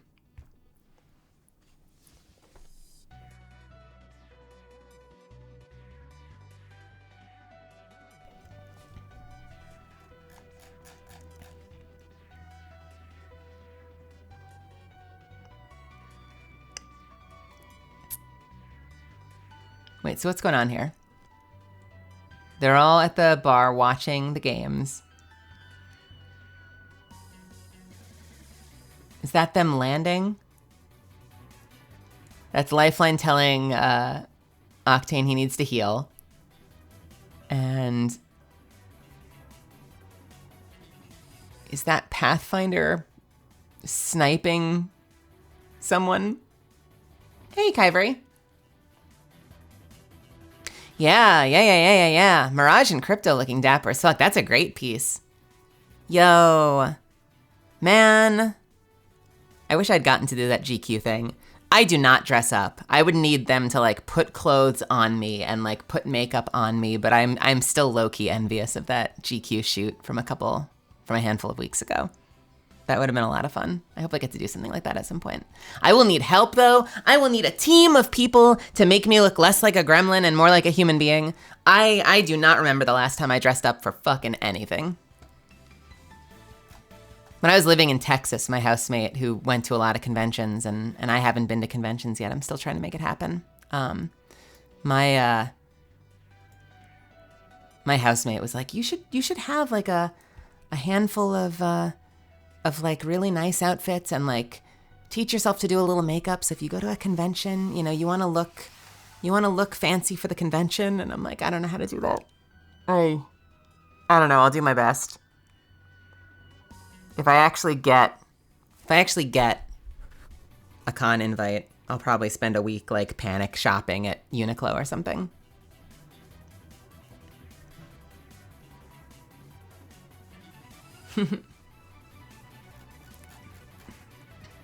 Aw, they're getting married. Or wait, nope, it's just anniversary stuff. Hey, look at you.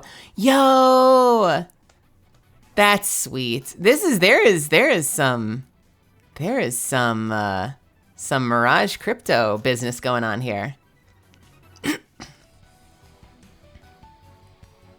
Very cute.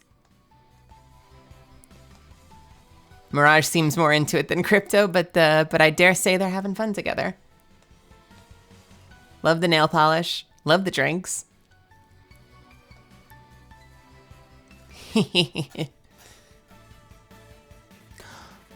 Oh, yo, that's what's her name? Yo, that is so cool. Where the fuck is she, by the way?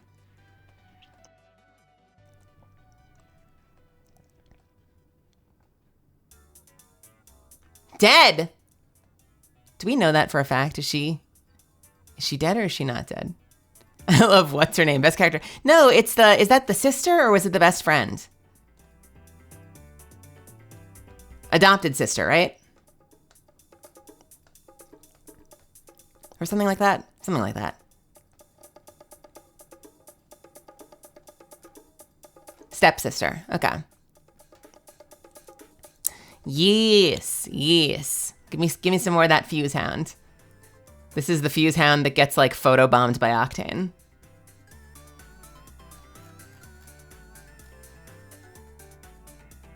Oh, that's fucking cute.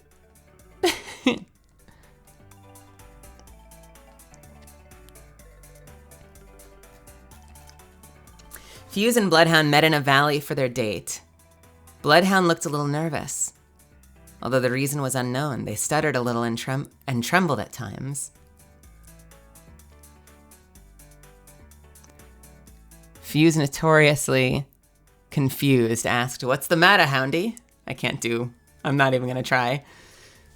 To which they replied, "No, nothing." Eventually they found a place to rest and lie down. Bloodhound, with a lurking shyness, turned to their lover and handed him a letter with that was undoubtedly a love one. Fuse, surprised, decided to open it immediately. "To my Walter, the beginning of our relationship was something, oh Jesus. Ovendulect.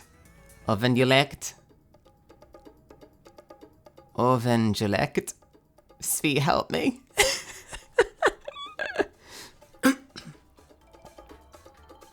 I assume that probably means unexpected.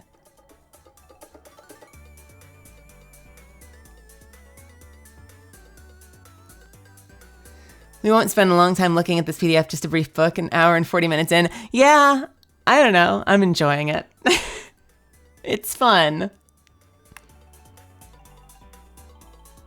I don't totally know what they're basing the language off of. It's some kind of German, kind of Old Norse simultaneously. Oh, yeah? Ovendulect. Sure.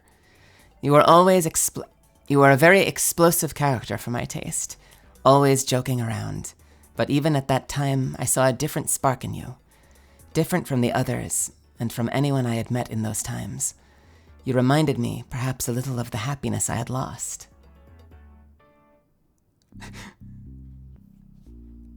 Over time, so many things happened. Things that broke me and made me stronger inside. I will load a short stream with some Apex anniversary art and maybe Tome. I'm just gonna keep making the name of my video longer and longer. Over time, so many things happened. Things that broke me and made me stronger inside. You were always there to give me your support and showed me that you are a faithful friend and hunting Filagi. Or is it Filai? Because doesn't she call people Filai fighters or something? Filai. Hunting Filai. And I will always be grateful for that. Over time, I developed feelings that since Boone left, I had never wanted to feel again. But I did, and it was with you. I was afraid, Walter. I was so scared of what I felt, of what was unfolding. This feeling was so foreign. It was comforting at times, but also fearful. Karamin would be dear of mine, which I think is what Astinmin refers to here. Oh, interesting. I was so scared that you would leave me if you found out, that you would look at me differently, that you wouldn't call me your mate anymore. It was all consuming for me so deeply, but in the end, you had the courage that I never had to face the situation. That is not how that works. But in the end, you had the courage that I never had to face the situation and finally confess your feelings to me. Only the gods know how terrified I was in that moment. All the fear I had felt, that beast I couldn't face was standing before me. I know, where's Allegra when you need this? I think Allegra's playing Dragon Age right now, or at least she was. And you hugged me and told me that I would not leave, that you would not leave my side. And at that moment, I could really breathe again and just feel you with me. Thank you, Astin Min. PD. Post. Note. PS. PD. Post.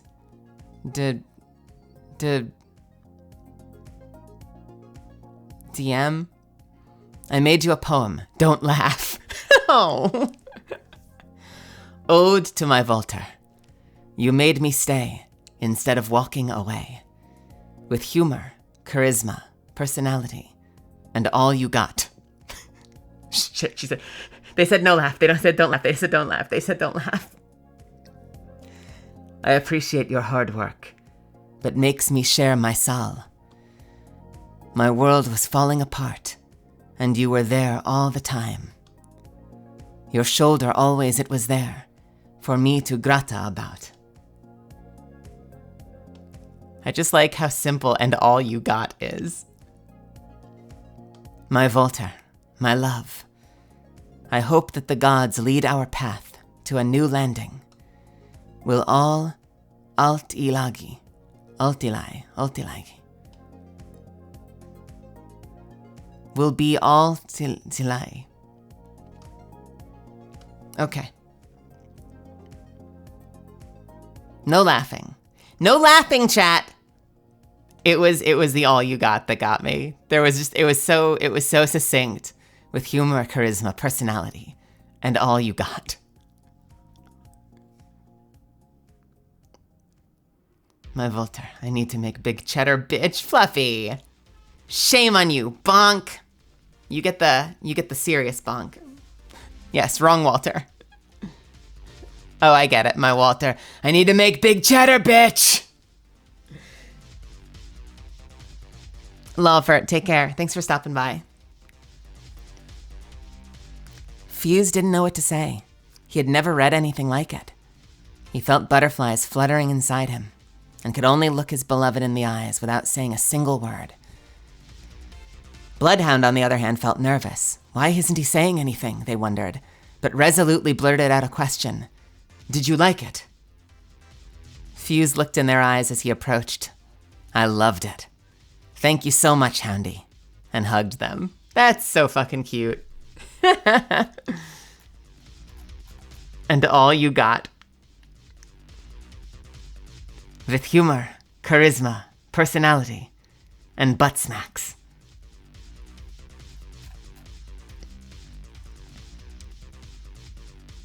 Yo, looking like a fucking model by lifting someone up while lifting up whoever that is.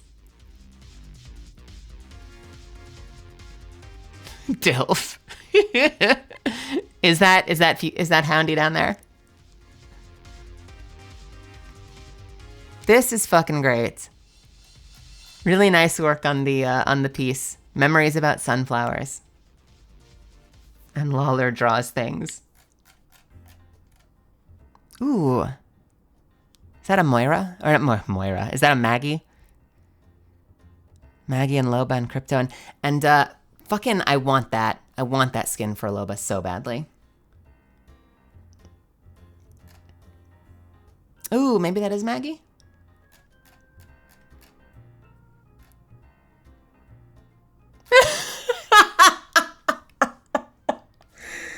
Oh God, is that him? No, that's a left arm. That would be so funny. That's him holding the arm that was blown off. Terrible. Oh my God. Oh my God. Look at this. This is so cool. Yo, is that just cosplay or is that rotoscoped as well? I can't tell. That's beautiful. That is so cool.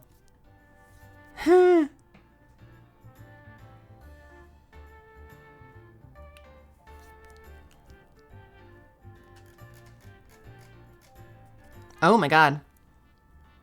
Do people ship Revenant and Horizon? Revision. Revenant. Horenant. I don't know if I've got a name for that. Revision probably sounds the best. Revenant. That's the sound I make when I throw up.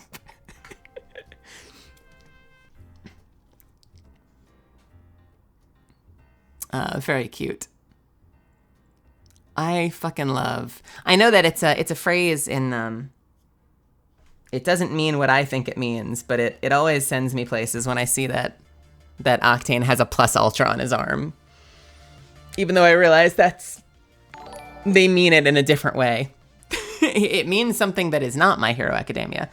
But I always think of My Hero when I see his tattoo.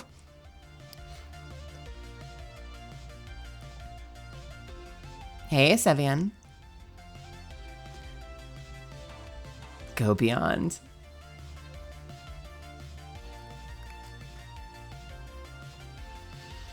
My friend spent a good amount of money on an old Loba edition copy just to get that cool Loba skin. An old Loba edition copy? Does it still ever, like, please tell me it shows up in the store once in a while, because I desperately want that skin, and I want the 3030 skin that comes with it even more. I hope they put that up at some point.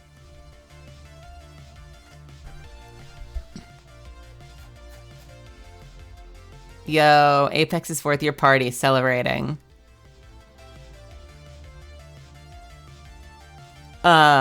What? Is that Claudio Sanchez? From Coheed and Cambria? Are the three of them at a Coheed concert? What's going on? Yo, shit. Rampart, Lifeline, and Mirage went to go see Coheed. Absolutely my new favorite characters. Do we think that's Caustic? Yo. I might have to go tease them about that. I have to go tease them about that. I'm noting that that tag for later.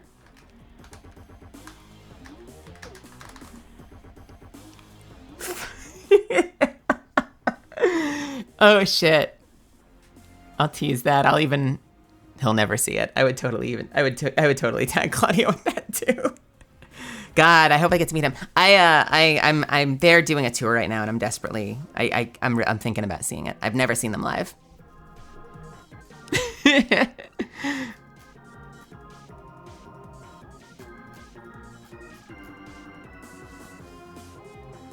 Yo, yeah, and they're doing the new album, Vaxxus 2, which is amazing because I fucking adore that album. I'm not lying. If you don't know who that is, I'm just gonna drop this here.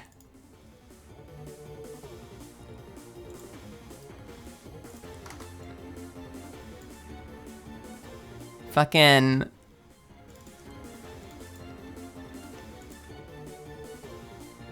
Where the fuck? Takes me a million years to find anything on this computer. Right? Right? Fucking adore the new album. That is totally them at a fucking Coheed concert. Hey, Halide.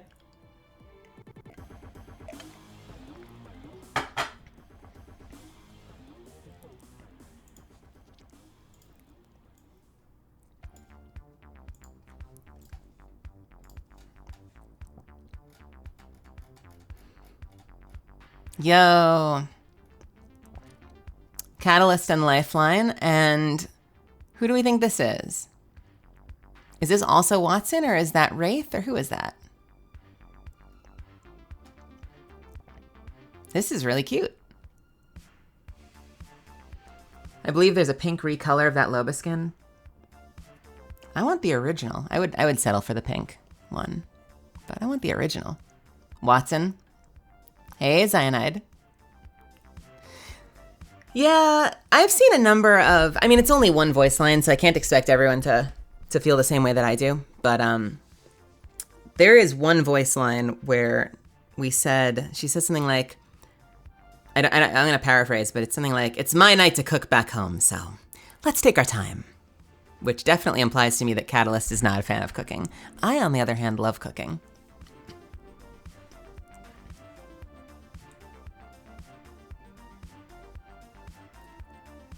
Is that Pathfinder throwing something at Seer? What is going on back there?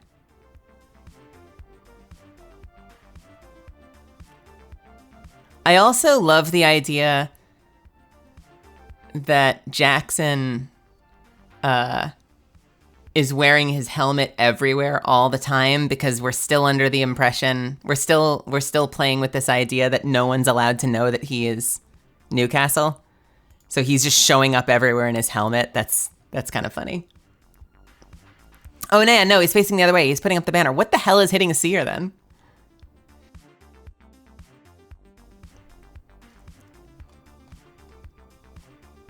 You're right. Catalyst is the type that buys those microwavable meal preps. Not to say that I don't. I do when I get into a writing contract, but Catalyst probably buys those microwavable meal preps and then plates them like she made it herself. Also, loving the hat. Also, who the fuck is on the ceiling?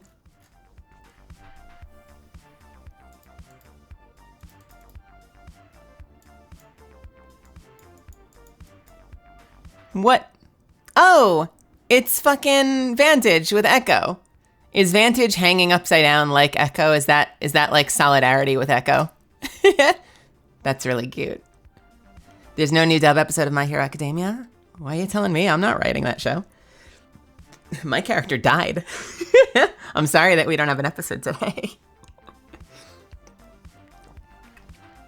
I'm actually behind on it. I'm still going through a previous season. It's been a while, but I'm trying to catch up because I fucking love some of the new characters coming. I'm crazy about Lady Nagant, so I'm very excited to hear her.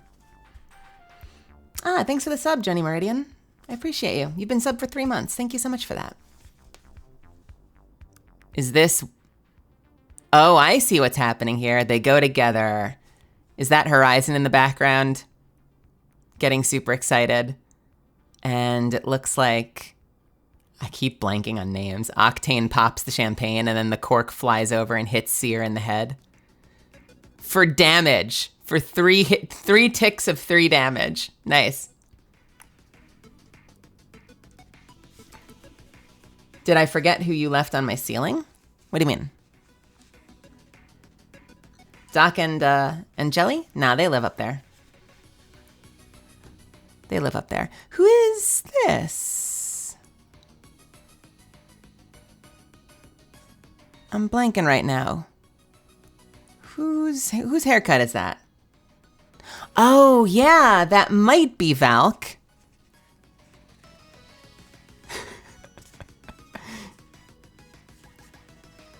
You know what it was? The skin tone threw me off. Yeah, that makes sense. That makes sense.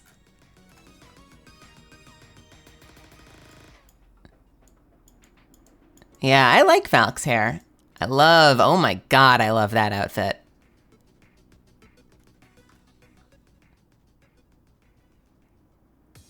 And Loba is getting distracted by something and spilling her champagne, and Rampart has snuck in to lick it up. What the fuck, Rampart?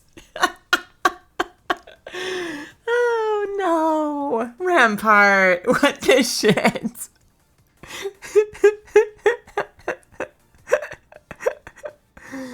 Oh, that's so funny. Gibby looking suave as hell. It's a good color. I like that suit color.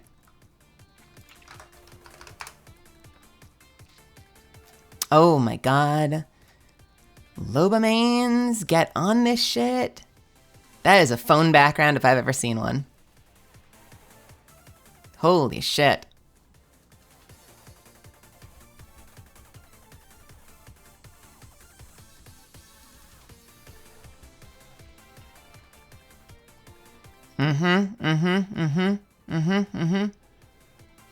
Fucking eye makeup.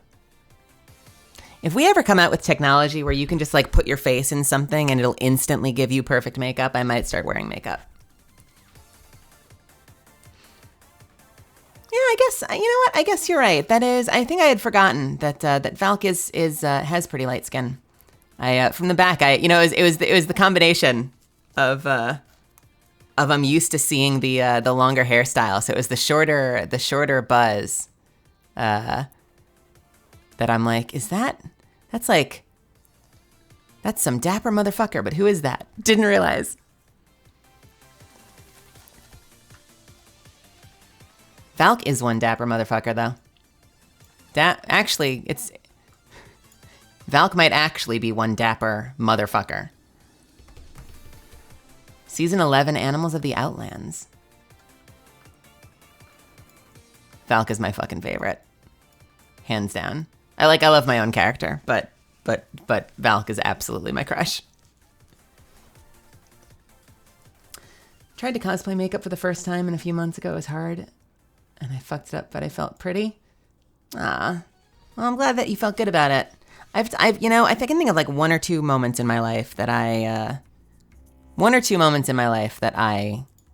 did anything approaching halfway decent makeup. I'm not usually that comfortable with it. Okay, this keeps jumping up by 100. Can we just get like 250? Not 2,500? There we go. Searching for the cure with Kyrie was a reminder of one of my favorite things about the Outlands, the local wildlife. They're wonderful, gorgeous coats and patterns, powerful instincts, not an ounce of pretense. When you start to fall in love with one, another comes along and excites you. You start to notice their quirks, desires, eating habits. But as much as you admire them, you can't get too close, unless you want to get bitten. I'm talking about the prowlers, spiders, and flyers, of course. They've been on my mind lately. Why? What did you think I was talking about? Oh, man. Wait a minute. Gorgeous coats and patterns, powerful instincts, not an ounce of pretense. Once you fall in love with one, another comes along and excites you. Who's the other one?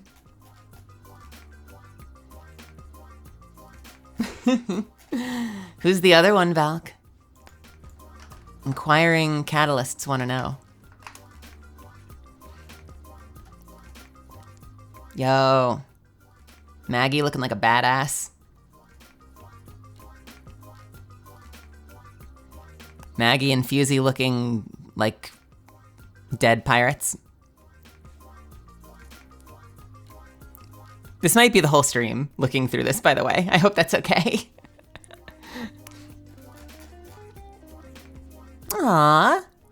Holy shit. Is that like a Nessie with horns? Loving the graffiti. That's very Rampart. I am digging this whole setup, actually. Holy shit, that's so cool. Wait a minute, is this contributed? These were contributions from different artists? I wonder what they all did. Hey, Sulcubus, welcome. All right, so we got Catalyst looking fancy. Look at that! With some spikes on her shoulder. Love that design.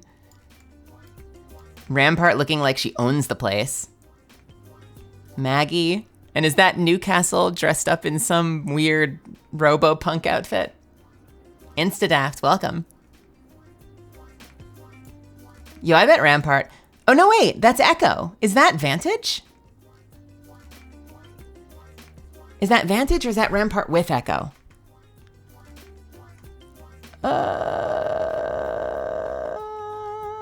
I guess that's... the fingers. There's the tattoos on the fingers. Who is that? Is that Vantage? Does Vantage or Rampart have the tattoos on the fingers?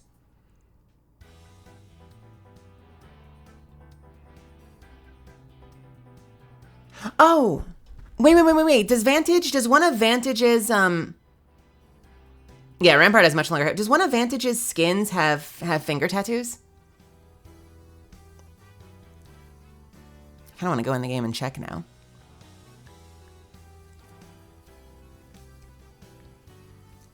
So what, did Rampart just like set up this whole party and then just take off? Where did Rampart go? Rampart's like, I never stay at a party longer than 15 minutes. Even ones I throw.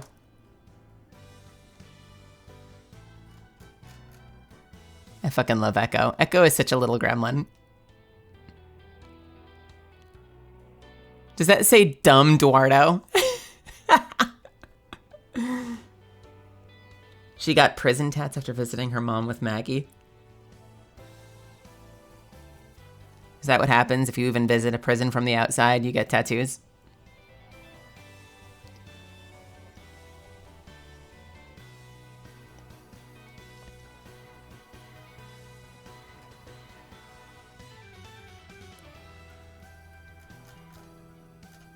Oh, damn.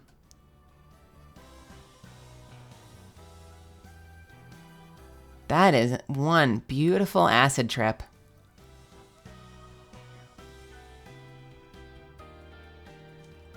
What do we think that says? EL? I wonder what goes around the rest of the collar.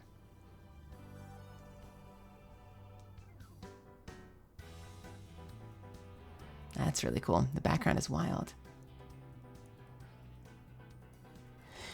Yeah, you know, Vantage was such a fascinating release because I feel like that's the first time we've had a legend who sort of shared their release with their mother. I mean, well, no, that's not true because Fuse shared it with Maggie. Maggie was all over Fuse's debut. And then Maggie was on Fuse's announcement for that map. Right? Because wasn't like before Maggie was out, they did the map release where Fuse shows up and Maggie hijacks it. So Maggie's been a part of Fuse's story a lot. But I was surprised when Vantage released that there were like a tremendous amount of Vantage's announcement was her mother speaking instead. That was interesting. It definitely makes me interested to see if we get more of her. That is very cute. Winner. What are they playing together? I wonder what game they're playing. Fucking Words with Friends.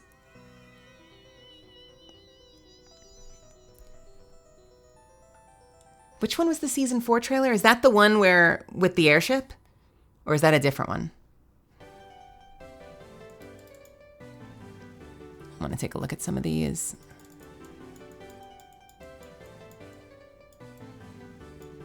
Oh, Mom.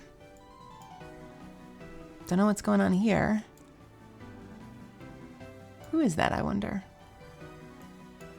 Apex Legends from your biggest fan. Oh, that's fucking adorable. Eee. Oh my God, season 4's was Rev's debut. That trailer is horrifying. That's a wild trailer. February 2023. Wait a minute. This is almost accurate. Wait, no, it is the 5th. This is accurate. It's accurate to today.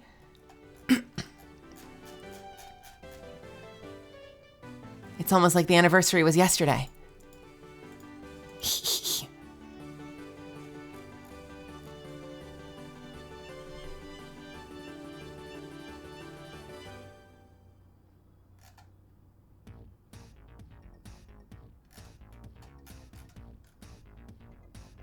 I love that he's got his clones like doing his hair and tying his tie for him.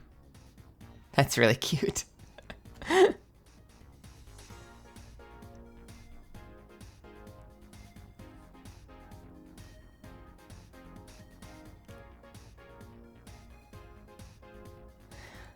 I am not going to go through this one, but I'm already noticing things that fascinate me, like the decoys all talk, apparently. How does one program that?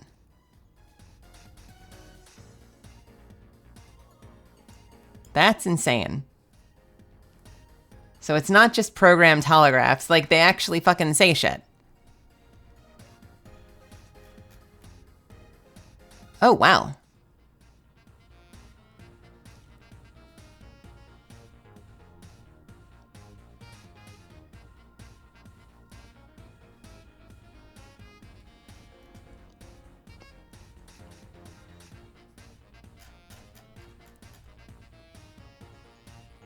Yo, that is the way to eat cake with your fucking hands.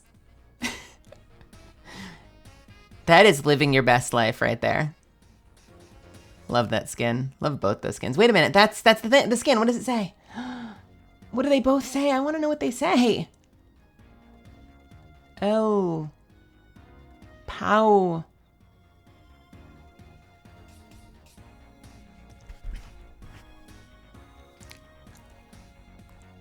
Yeah, right?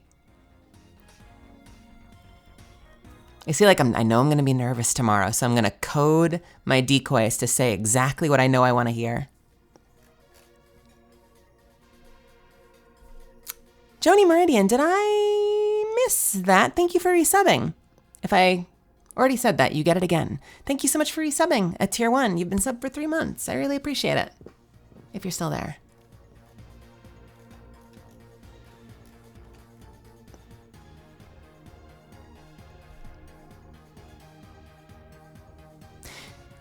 Yo, have any of you heard, by the way, there's been this Red Bull, I'm sure you've heard it on my stream, there's been this Red Bull commercial that's been airing in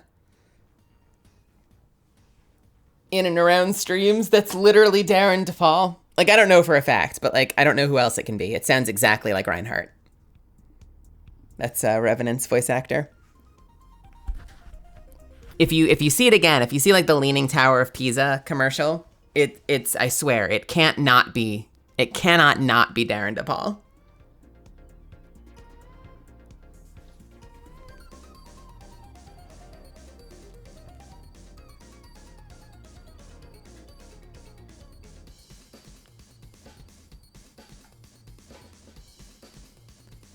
Little Wit skin, and it has Elliot Witt written on it. Oh, okay. I've been getting a lot of Red Bull ads for some reason. Yo, nice. Oh, shit. Oh, that's cool. Oh my god, that is just a whole lot of Monster. With stims and... nothing like drinking Monster Energy drink out of a fucking wine glass. I didn't catch ALGS.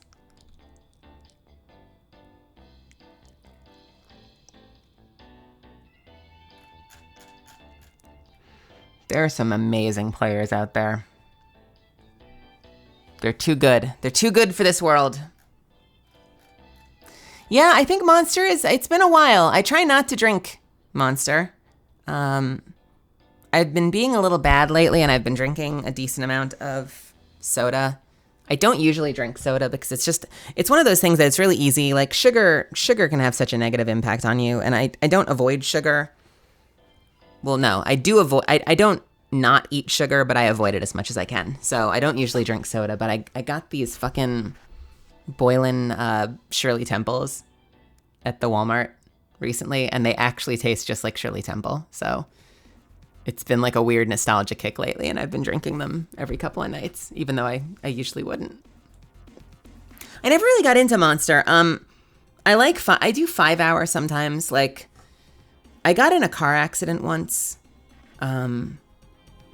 because I fell asleep at the wheel when I was really young, and it kind of spooked me, and I never want that to happen again. So I always keep 5 hour energies in the car, because if I ever feel like I'm nodding off, like I need to make sure I either pull over or I'll pop like a 5 hour to like really give me like an adrenaline spike so I can stay alert.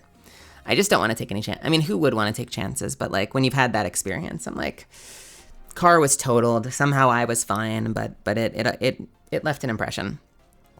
So I do 5 hour. I also used to do the what do you call it? Those Starbucks double shots, like those little cans that's like just concentrated espresso and cream with sugar. But I don't usually do things like Monster.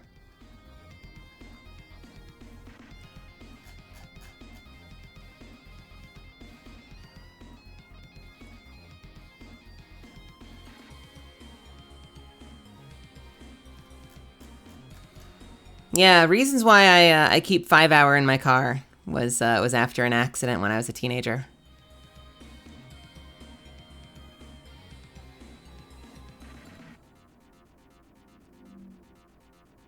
Yo, I love the look. I'm not gonna lie. For a second, because of the shading, I thought that those were severed fingers. But the comic book style is really cool. Mirage and Octane should not be in a kitchen. What is the drone doing there? Is the drone being the fire alarm? Oh God, they're literally streaming. They're streaming a cooking experiment and it's going horribly wrong. Outlands now. Yo, we're gonna make a cake and it fucking dies. I like that they've got a Nessie react. Octane's doing his best. Mirage is doing considerably worse than that. Wait, does it say? Oh my God, 2 million viewers. Can you even imagine? 2 million people watching. I get shocked by watching some of my peers like Amma or Fruit with like thousands of people watching. That's just a whole world I cannot wrap my brain around yet. If I end up there someday, that'll be really cool. Right now, it just lives in an imagination space that I cannot comprehend. I love this skin so much, by the way. I immediately put that on my Octane. Not that I play Octane. I still armed it. It's so fucking cool. Really, really high quality. I saw this yesterday. Why? Cat, why? Why are you just staring into the sparks? Don't do that. It's really bad for your eyes. Love the fangs. It's really not a catalyst. It's really not a piece of catalyst art without the fangs, right? She's like that psychologist guy from Sunshine. What do you see? Rampart, what do you see?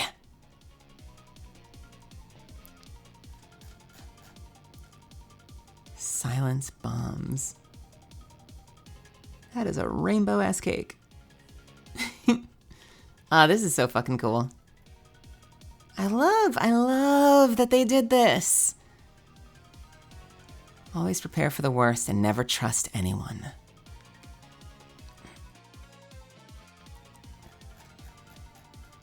Oh my God. I'm getting some very, what is it? The Magus, Demon Magus Bride from that design.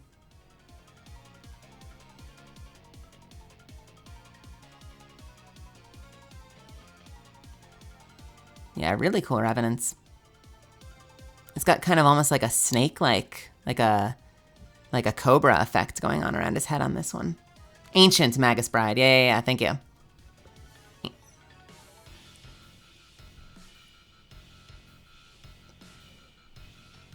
What is this? Is this all Revenant? No. Yes? No. Octane and Revenant?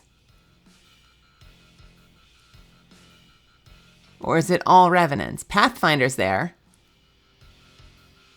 Happy birthday, Apex and Revenant. There is a whole lot of Revenant happening in this image. Yeah, I guess this is oops, all Revenant.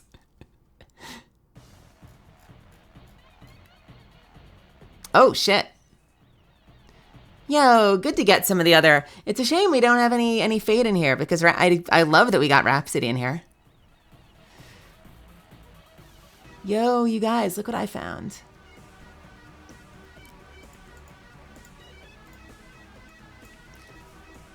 Look at us, Nat. God, were we always this tiny? I remember stealing my mom's old camera so we could take this. Huh? Oh, that's fucking cute. Wish we had that Scarlet Witch skin on Catalyst. Same. It looks great on Horizon, but I'm shocked. I am shocked that that wasn't a Catalyst skin. Oh, this brings back such fun memories. Did they... I guess we're imagining that they all knew each other as kids, huh? Oh, we were such curious little devils in Celestinal. Oh, how I miss these days. Or is this lore? Did they know each other? A lot of this is fanfic, so I guess nothing's a guarantee. Ow, I just hit my knuckle really hard. Hey guys, come on. Let's take another group pic for old time's sake. Rowdy, get in here. Is Rowdy the name of the robot that Rhapsody uses? Shut up, Matt. It's okay. Ignacio and I will be fine. Don't you worry. We got bigger gigs to go beyond here. To go beyond here. That doesn't mean it's over.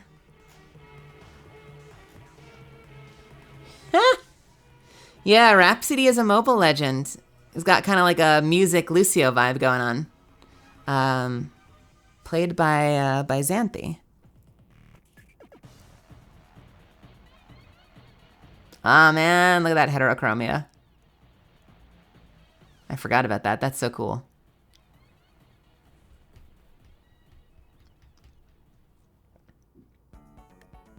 Oh yeah, there we go. We got some fade right there. So they said there was no fade. We've got some fade art.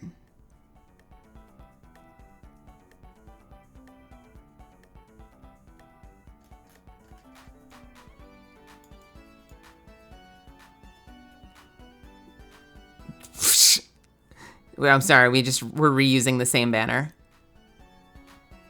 And we are fucking rickrolling. Rickrolling at karaoke should be punishable by death. Batting, 1 sec, already panic launched. Oh god, that's happened to me. Oh, fucking Valk mains. Batting, 1 sec, already panic launched. Jesus Christ.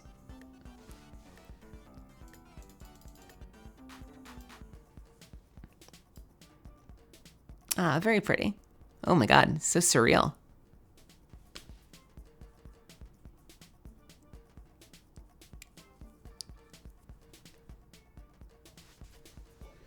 I cannot imagine. I got a ton of respect for people playing Valk in public games. I cannot imagine trying to coordinate that alt with pubs. I try, as a voice actor, I try to get on voice constantly when I play, just to see what happens. And it's amazing that so few people talk. So few people hop on mic. I feel like as a Valk, you'd start your super and no one would care. And you'd eventually cancel the super and run after them. Or like jet up. You know, you lose enough time sitting there waiting that you end up jetting up in the air and just fly over to them to stay on the ground.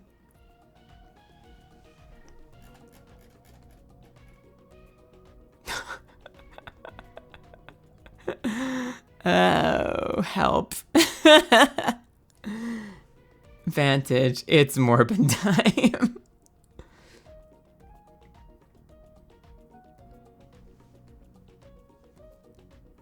Watch Echo grow so big that it ends up bigger than Vantage and becomes like this monster you summon in combat like Bob to do all your killing for you.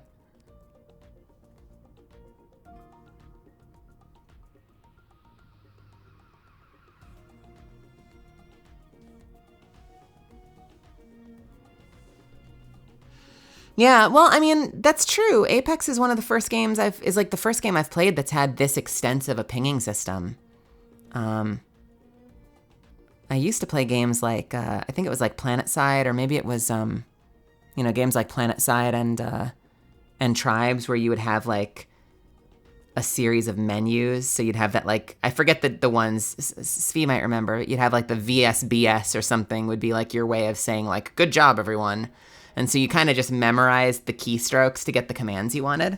But Apex's pinging system is really, really advanced, and I imagine it's only going to get more advanced from here.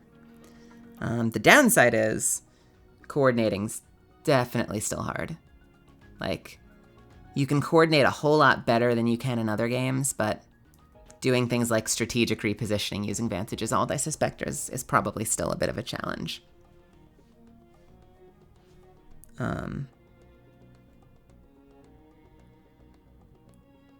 You know, you can't really use pings to be like, I'm going to jet us over here onto this landing, but don't jump off. We should try to snipe them from, you know, from a height advantage or something like this. Stuff that you just can't communicate with the pings. 4 years in and we have yet to get a shots that direction ping. Shots that direction. Oh, like I hear enemies, or like there were shots that way. Yeah, there are definitely some pings that I hope get in. As I've been playing, it's fun that I've been noticing moments where I'm like, ooh, I wish I could just do that with a button. What are your all's favorite pings that you're hoping make it into the game? Like what are pings that you'd really like to see outside of shots that way?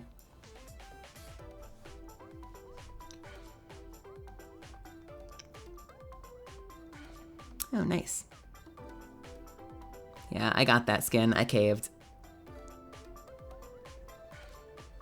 Mozambique here. Mozambique here.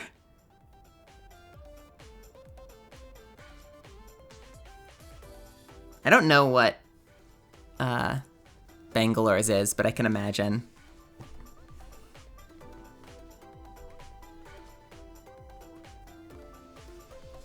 Mozambique here. Single-headed shotgun. Really small, but it packs a punch. Get that, like, that Bangalore swagger. She's just seen too much. She's been a vet for too long. Fucking love her deliveries. I know, I love that, like, you can't ping anything on Bangalore without her giving you, like, a TED Talk on it. Variable weapons platform. Can use 2 different types of ammo. It's tight in a pinch. I'm like, thank you. I know what a car is. Thanks, Bangalore. A shot's over here, but would rather not engage. Interesting, Foxfire. So like a ping that's like, let's not go over there. That would actually be super fucking useful.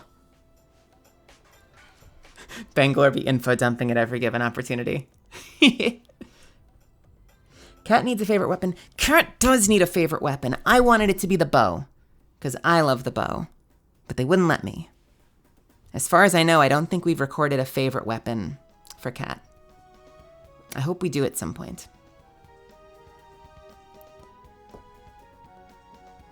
They'll just have to add in like a crossbow or something.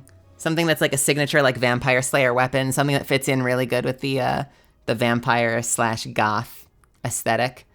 And we'll arbitrarily make that her weapon.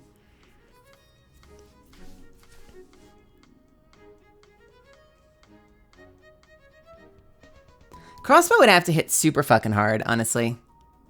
Because the advantage in medieval games of the crossbow over the bow is that you draw afterwards, right? It's like a bow, you draw and then you release, so you can have the shot ready to go.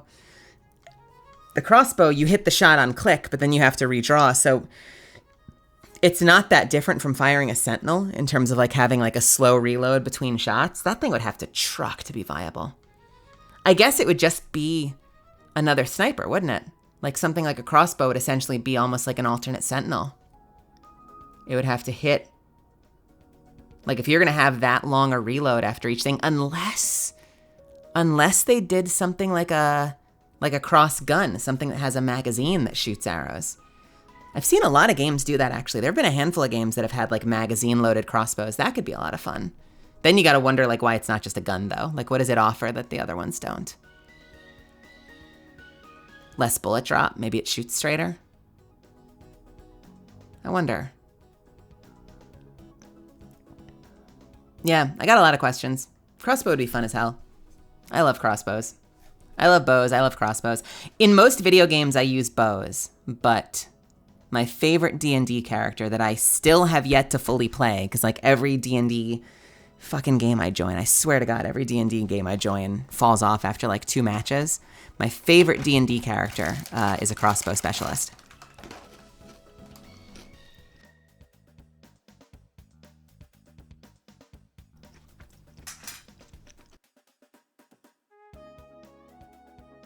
Aw. An arrow almost always has less egress velocity than a bullet, so it would fall off more. Well, look, I don't know then. I don't know what to tell you. Maybe they do something. Yeah, right, exploding bolts or poison bolts.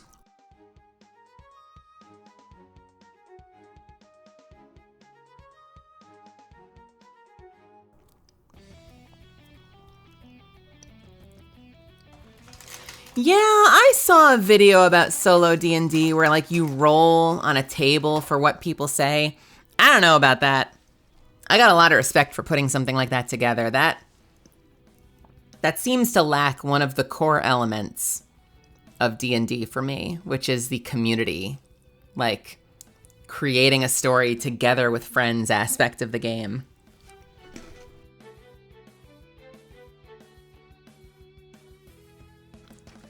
Oh, wow.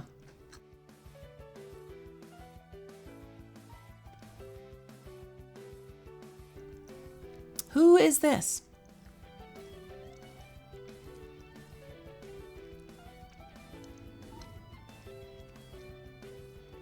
This looks like Wraith. And, oh, that is Watson. Maybe Watson. Or someone else that has an electrical burn. Electrical scarring.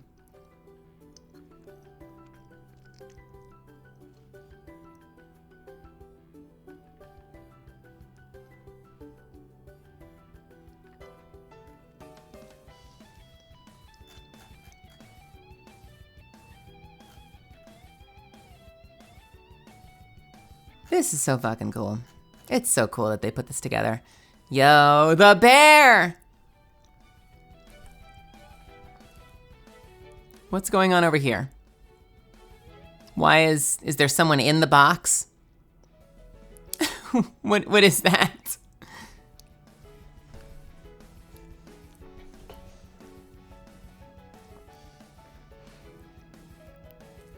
Yeah.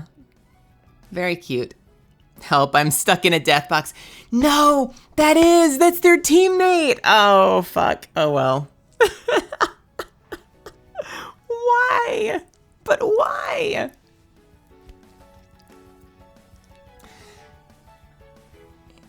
Here, I'm going to do my best Jelly impression. Hi, Jelly. How are you, my love? I miss you. How's your day going? It's good to see you. I fucking adore you. I'm glad you're here. I'm eating chocorooms. I hope you don't mind.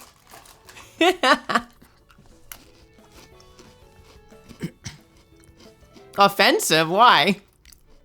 No. I rib my friends.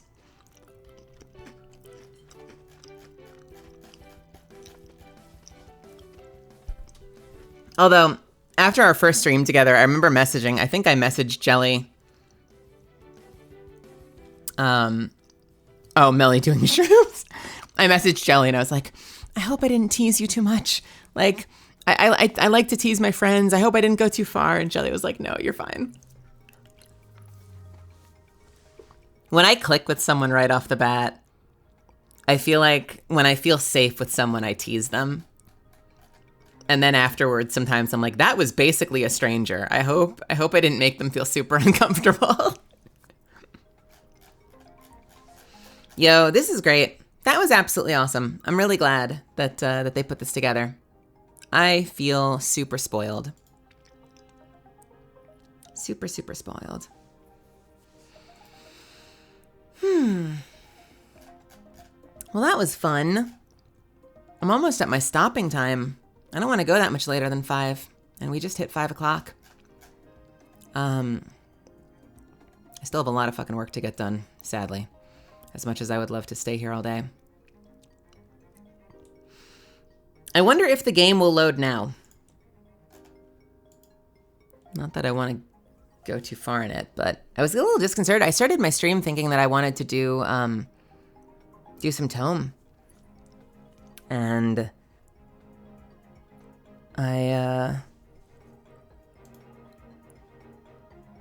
I was shocked to find that it crashed on launch like 3 times in a row, so I verified the game integrity, and I'm praying it actually launches now.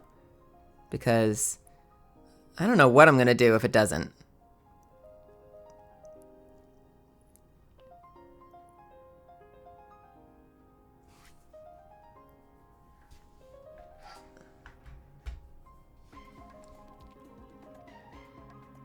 Yeah, it's spinning. Whenever I load it, it's just like spinning and not loading.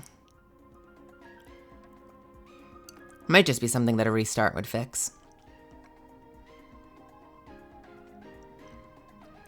I know, right? I don't want to bother him with that. I'm going to message Chris Neosi and be like, your game is crashing. I want to play your game. Help. Please. Oop.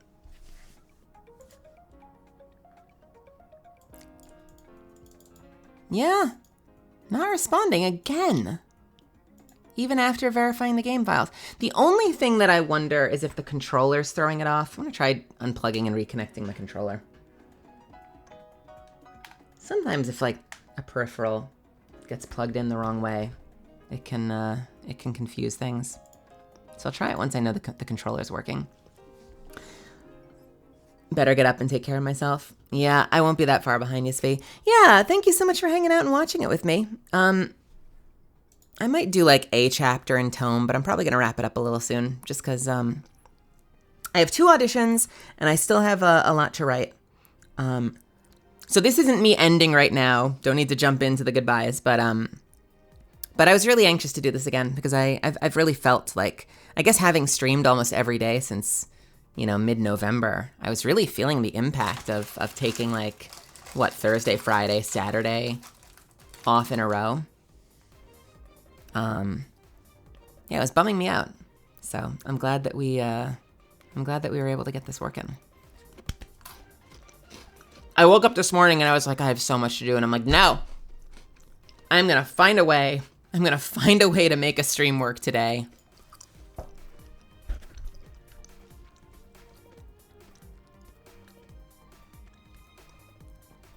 Yeah, Tome is not responding.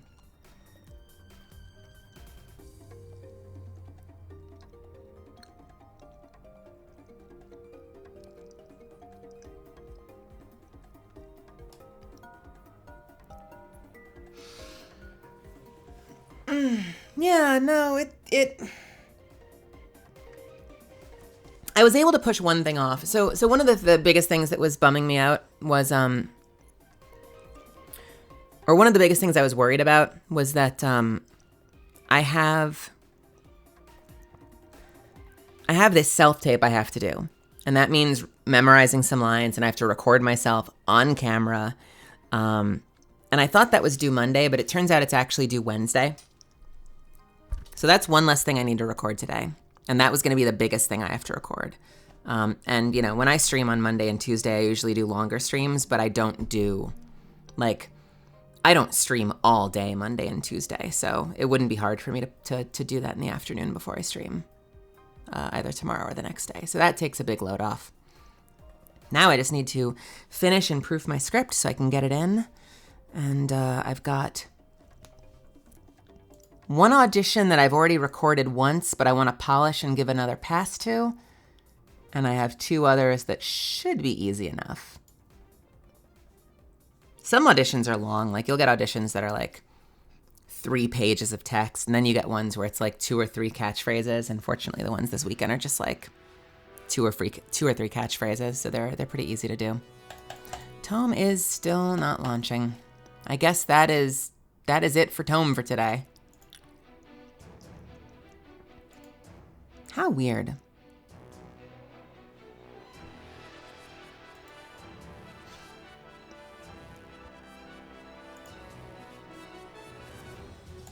gonna give it one more try, and then we'll probably call it for the day. Honestly, it'll probably just work the moment I restart, and I just need to do that before my next stream if I want to play Tome again. Wait.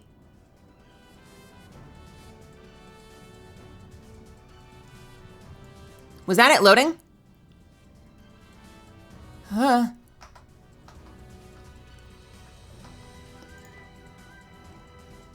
Oh, that's so weird. It showed the it's not on, I guess it's not picking up on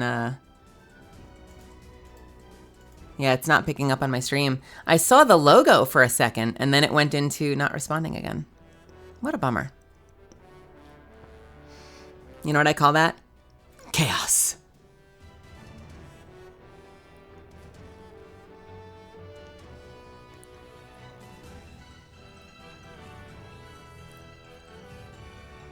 Someday I'm gonna have better graphics for my stream than hand-drawn shit from Photoshop.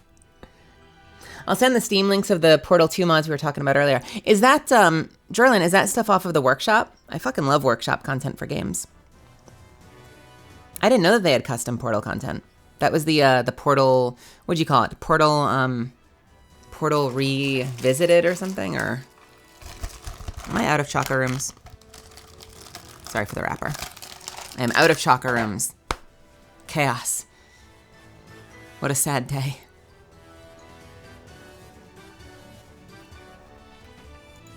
I wanna play. All right. Well, Tome's not starting up, so I'll have to give my my computer a restart and try and troubleshoot it. I think that's where I'm gonna call it then, because I feel like we had a good stream today. It was a really short stream. I realize we're coming in under 3 hours, but more than anything else, I'm gonna stand up and do this on my feet. More than anything else, I just wanted a chance to check in and hang out with everyone. So I really appreciate everyone stopping by and still visiting and hanging out with me.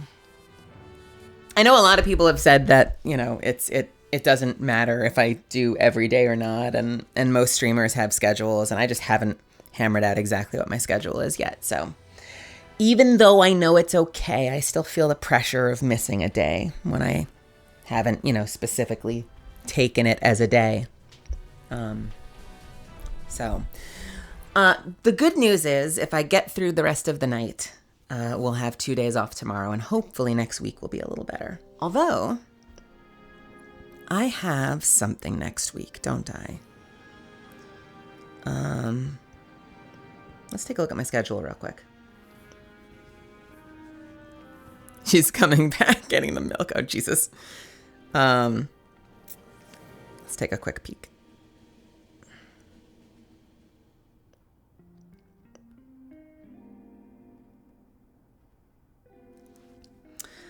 Friday, I have something in the afternoon.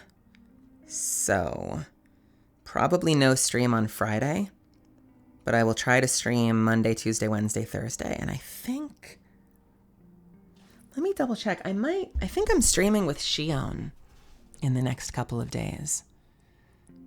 In theory, I think Shion and I are streaming. Shion and I might actually be streaming tomorrow afternoon. Stay tuned. We might actually be starting a little early, around 3 p.m. or so tomorrow. And yeah, our very own Shion Lee and I are hopefully maybe going to play some Apex or something. We're still hashing it out, but I think we've got Shion next week. And then I think the week after that, I've got Cannon, who I'm going to play with again. And we're going to do a little bit of like an interview gaming thing. Yeah, my afternoon, I'm on the West Coast, baby, which means that all of my times are in Pacific time. But yeah, aside from no stream Friday, I'm hoping that the rest of the week will be pretty straightforward. And we won't have to worry about too much random shit coming up and destroying my schedule. Honestly, I think the biggest thing that got in the way this weekend was I had this audition come through that I really, really, really, really cared about. So I've been spending a lot of time working on it and polishing it. But it's in come tomorrow. And, you know, we forget about it. We pretend it doesn't exist and cross our fingers and, you know, be realistic, because you don't get most of the stuff you take a swing at. But we can still dream. All right, my dears, I'm going to take off. I will, let's see who's on. I will see you all tomorrow afternoon, and we'll kick some ass. If you're watching the new season, speaking of Greedy Jay, if you're watching the new season of Nagatoro, the new episode aired today. Episode 3 went up. Apparently, they're airing the show 6 days after I get them the script, which is like an insane amount of pressure for me to have my script perfect when I hand it to them. But yeah, Nagatoro's on Sunday, and if you're not watching it yet, I recommend you give it a shot. Let's go ahead and say hi to, how about Allegra? You know what? Allegra raided me once. I want to raid Allegra. Allegra looks like she is playing Dragon Age Origins. So go ahead and give her some love for me, and I will see you in the Discord, and I'll see you tomorrow. Hey, by the way, if you're here for the first time and you're like, I don't know what this was, but I'm kind of into it, this is me. Feel free to give me a follow on Twitter. I have a Discord you're welcome to join. Please give me a follow here. I try to stream as often as I can. All my latest up-to-date announcements are on the Discord, though, so if you sign up for the Melly Doots tag, you'll hear about everything I'm doing. All right. Thank you all so much again. Thank you for the bits. Thank you for the subscriptions. I love you all very much. I will see you soon. Have a wonderful rest of your day.